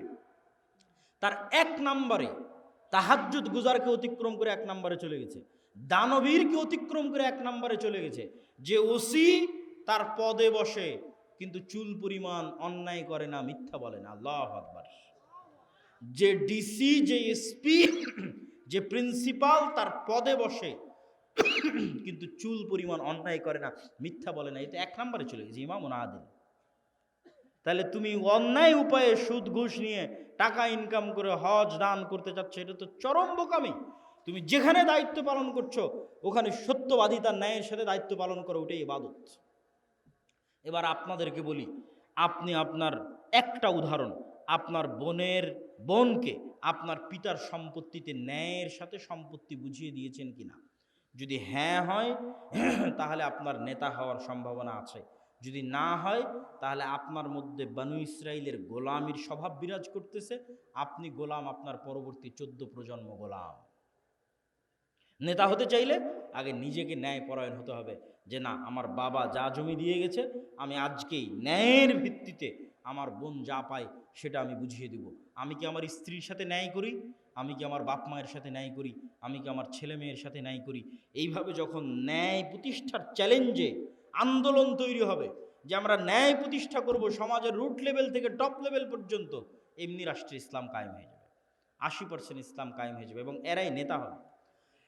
এখান থেকে নেতৃত্বের শুরু হবে। উসমান হাদি যাকে গুলি করে হত্যা করা হয়েছে, সে নির্বাচিত কোনো এমপিও নয়, সে বড় কোনো দলের নেতাও নয়, তার কোনো লাখ লাখ কর্মী বাহিনীও নাই, তাহলে তাকে গুলি করে হত্যা করা হলো কেন? এইটার ক্ষমতা, এটা দেখে আপনি বুঝবেন যে সত্যবাদিতার, ন্যায়পরায়ণতার ক্ষমতা কি। সত্যবাদিতা এবং ন্যায়পরায়ণতা থাকলে মানুষ যে আসল নেতা হয়, মানুষ যে প্রকৃত নেতা হয়, তার প্রমাণ হচ্ছে ওসমান হাদি। এই রকম যুবক লাগবে। আজকের বক্তব্যে যতগুলো পয়েন্ট তুলে ধরেছি, একটা একটা করে পয়েন্ট আপনারা মিলান। 1 নাম্বার, যার ঈমান বিল গায়বে ইয়াকিন আছে। 2 নাম্বার, যার শতভাগ তাওহীদ আছে। 3 নাম্বার, যে টাকা পয়সায় গরিব ফকির নয়, ব্যবসায়ী। 4 নাম্বার, যে জ্ঞানে ভালো জ্ঞান, উচ্চ ডিগ্রি জ্ঞান অর্জন করে এসেছে। 5 নাম্বার, যে সত্যবাদী, ন্যায়পরায়ণ, জ্ঞানকে বিক্রি করে না, টাকাকে অন্যায় উপায়ে লাগায় না। এই রকম যদি 500 যুবকও তৈরি হয়, তাহলে এই 500 যুবকই বিপ্লব তৈরি করে ফেলতে পারবে, শুধু বাংলাদেশে নয়, সারা পৃথিবীতে। ইনশাআল্লাহ বলেন ইনশাআল্লাহ। তবে হ্যাঁ, এই রকম যুবকদের উপর বিপদ নেমে আসবে, যেমন আসহাবে কাহাফের উপর বিপদ নেমে এসেছিল। বাঁচার রাস্তা, তার জন্য 2টে সিক্রেট থিওরি বলে আজকের বক্তব্য শেষ করব। 2টে আল্লাহর সাহায্য পাওয়ার মাধ্যম। আল্লাহর সাহায্য ছাড়া বিজয় হয়নি, হবে না, হয়নি, হবে না। আল্লাহর সাহায্য লাগবে। আল্লাহর সাহায্য পাওয়ার 1 নম্বর উপায় সালাত, 2 নম্বর উপায় জিকির। সালাত কি? আজকে এখানে বসে বক্তব্য দিচ্ছি, আমেরিকায় বসে মানুষ লাইভ দেখতেছে, ইংল্যান্ডে বসে লাইভ দেখতেছে, ঢাকায় বসে লাইভ দেখতেছে। তো এই যে ইন্টারনেটের মাধ্যমে, মোবাইলের মাধ্যমে 1000 কিলোমিটার দূর থেকে আমার সাথে তারা লাইভ কানেক্টেড হয়েছে। অনলাইন কোর্সে জুম অ্যাপের মধ্যে, গুগল মিটের মধ্যে পাসওয়ার্ড দিয়ে যখন 1000 কিলোমিটার দূরে থাকা ছাত্র 1000 কিলোমিটার দূরে থাকা শিক্ষকের সাথে কানেক্টেড হয় লাইভে এবং ক্লাস নেয়, মুখোমুখি হয়। সালাত এমন এক প্রযুক্তি, যা 7 আসমানে থাকা, আরশে থাকা, রব্বুল আলামিনের সাথে জমিনে থাকা আল্লাহর সৃষ্টি মানুষের মধ্যে লাইভ কানেক্টেড করে দেয়। সালাত, আল্লাহু আকবার। আমি আল্লাহর নবীর হাদিস আপনাদের সহজবোধ্য করে অনুবাদ করলাম। হাদিস আল্লাহর নবীর, যে বান্দা যখন সালাতে দাঁড়ায় তখন আল্লাহ সুবহানাহু ওয়া তাআলা বান্দার মুখোমুখি হয়ে যায়। বান্দার চোখ যখন সিজদার দিকে থাকে, কলব যখন কানেক্টেড থাকে, তখন বান্দার সাথে আল্লাহ সুবহানাহু ওয়া তাআলা মুখোমুখি। এই সালাত আমার এবং আপনার বাঁচার রাস্তা। সালাত ছাড়া বাঁচার রাস্তা নেই। সালাত নাই, আল্লাহর গন্তির মধ্যে নাই, আল্লাহর কাউন্টের মধ্যে নাই, আল্লাহর খাতার মধ্যে নাই, আল্লাহর গণনার মধ্যে নাই। কে আপনি? আল্লাহ সুবহানাহু ওয়া তাআলা আপনাকে চেনে না। আপনি কিসের তাকবীর দেন, কিসের মিছিল মিটিং করেন, কিসের ভোট দেন, আল্লাহ সুবহানাহু ওয়া তাআলার গণনার মধ্যে আপনি নাই। তখনই গন্তির মধ্যে ঢুকবেন যখন আপনি 5 ওয়াক্ত সালাতে উপস্থিত হবেন। 5 ওয়াক্ত সালাত ছাড়া মুসলমানের বাঁচার কোনো রাস্তা নাই। সকল বিপদে আপদে মুসলমানের আসমানি মদদের দরকার, আসমানি সহযোগিতার দরকার। এই জন্য সূর্যগ্রহণে সালাত, চন্দ্রগ্রহণে সালাত, বৃষ্টি নাই সালাত, যে কোনো বিপদ আপদে সালাত। কেন? এটা একটা টেকনোলজি, এটা একটা প্রযুক্তি, যা দিয়ে জমিনে থেকে 7 আসমানে থাকা রব্বুল আলামিনের সাথে লাইভ কানেক্টেড হওয়া যায়। সম্মানিত বুঝি। 2 নম্বর জিকির। জিকির কেন পাওয়ারফুল, এটা বলে আজকের বক্তব্য শেষ করে দেব। উঠিয়েন না, খুব গুরুত্বপূর্ণ। সব শেষ পয়েন্ট, কিন্তু সবচেয়ে গুরুত্বপূর্ণ। জিকির কেন পাওয়ারফুল? সাউন্ড এবং শব্দ পাওয়ারফুল, এইটা আমরা বুঝি না। আজকের আধুনিক সভ্যতা টিকে আছে ইন্টারনেটের উপর। এই ইন্টারনেট টিকে আছে কিসের উপর? আলোর মধ্যে দিয়ে ডাটা ট্রান্সফার হয়, এটার উপর। আমি কথা বলতেছি, এটা আলোর মধ্যে দিয়ে মোবাইল হয়ে, নেটওয়ার্ক হয়ে, টাওয়ার হয়ে চলে যাচ্ছে আমেরিকাতে। আলোর মধ্যে দিয়ে, আলোর মধ্যে দিয়ে আমার ভিডিও চলে যাচ্ছে, আলোর মধ্যে ডাটা ট্রান্সফার হয়। এটার উপর আজকের সভ্যতা দাঁড়িয়ে আছে। আর পৃথিবীর সবচেয়ে উন্নত প্রযুক্তির সভ্যতা হচ্ছে শব্দভিত্তিক, আওয়াজ ভিত্তিক, যেটার জ্ঞান আজকের বিজ্ঞানীদের নাই। কিছু জ্ঞান সুলাইমান আলাইহিস সালামের ছিল। সেটা কি? আজকে এখানে যদি কোনো চাইনিজ বসে থাকে, ও শুধু আমার আওয়াজই শুনতে পাবে। আওয়াজ কি বলছে, আওয়াজ, শব্দ। এখানে যদি এখন একটা চাইনিজ বসে বক্তব্য দেয়, তাহলে আপনি খালি আওয়াজ শুনতে পাবেন, কিছু বুঝতে পারবেন না। তাহলে আমি আলটিমেটলি একটা আওয়াজ উচ্চারণ করতেছি, যেটা আপনি বুঝেন, কিন্তু আরেকজনের কাছে এটা শুধুই আওয়াজ, আর কিছু না। তাহলে ওই পাখি, ওই গরু, ওই ছাগল, এই পিঁপড়া অবশ্যই আওয়াজের একটা ফরম্যাট আছে, যে ফরম্যাট উচ্চারণ করলেও বুঝবে। আওয়াজের একটা ফরম্যাট আমি এখন উচ্চারণ করছি, আপনি বুঝতেছেন। আর একটা ফরম্যাট কি? মাই নেম ইজ আব্দুল্লাহ, এটা আরেকটা ফরম্যাট আওয়াজের। আর একটা ফরম্যাট কি? আনা আব্দুল্লাহ, এটা আরেকটা ফরম্যাট। শুধু আওয়াজ, ফরম্যাট চেঞ্জ হচ্ছে, আরবি, বাংলা, ইংরেজি। এইরকমই একটা ফরম্যাট চেঞ্জ হবে। তাহলে পিঁপড়া যে উঠতে হাঁটতেছে, ওই যে মশা বসে আছে, ও বুঝবে। যেটা কি আওয়াজ দিল রে, মশা তুমি উড়ো তো, ও বুঝতে পারবে, উড়ে চলে যাবে। ওই আওয়াজটা আমি জানি না, এই আওয়াজটা সুলাইমান আলাইহিস সালাম জানতেন, আল্লাহ দিয়েছিলেন। তাহলে আওয়াজ সবচেয়ে টপ লেভেলের প্রযুক্তি, যার উপর দিয়ে প্রযুক্তি হয় না। একটা উদাহরণ বলি, সুলাইমান আলাইহিস সালাম বললেন রানী বিলকিসের সিংহাসনকে নিয়ে আসতে হবে। ইফরিত নামক জিন বলল আমি নিয়ে আসব, আপনি এখানে বসে আছেন, বসা থেকে উঠার পূর্বে নিয়ে আসবো। সুলাইমান আলাইহিস সালামের পছন্দ হয়নি। আল্লাযী ইনদাহু ইলমুম মিনাল কিতাব, সে বলল, আরেকজন বলল চোখের পলক পড়ার পূর্বে নিয়ে আসবো। তো ওর বর্ণনা দিতে গিয়ে আল্লাহ কোরআনে বলছে যার কাছে কিতাবের জ্ঞান আছে, সে বলল, সে মানুষ কি জিন আল্লাহ ভালো জানে।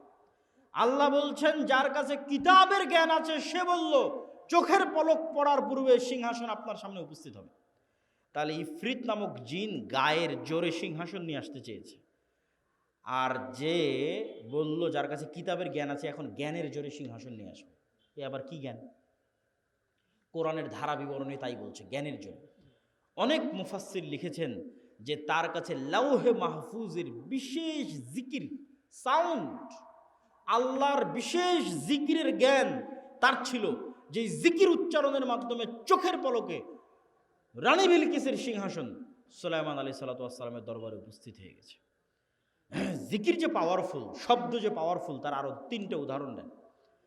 আল্লাহ আসমান জমিন সবকিছু ধ্বংস করে কিয়ামত কায়েম করবে ইসরাফিলের বাঁশির আওয়াজে, শব্দ দিয়ে। শব্দ সব চূর্ণ বিচূর্ণ হয়ে যাবে, সব মানুষ মরে গেছে, ফেরেশতা মরে গেছে, সব শেষ, এবার নতুন করে সবাইকে জীবিত করা হবে। তখনও ইসরাফিলকে তৈরি করে ইসরাফিলের বাঁশির আওয়াজ দিয়ে সবকে কবর থেকে উঠানো হবে, আওয়াজ, সাউন্ড।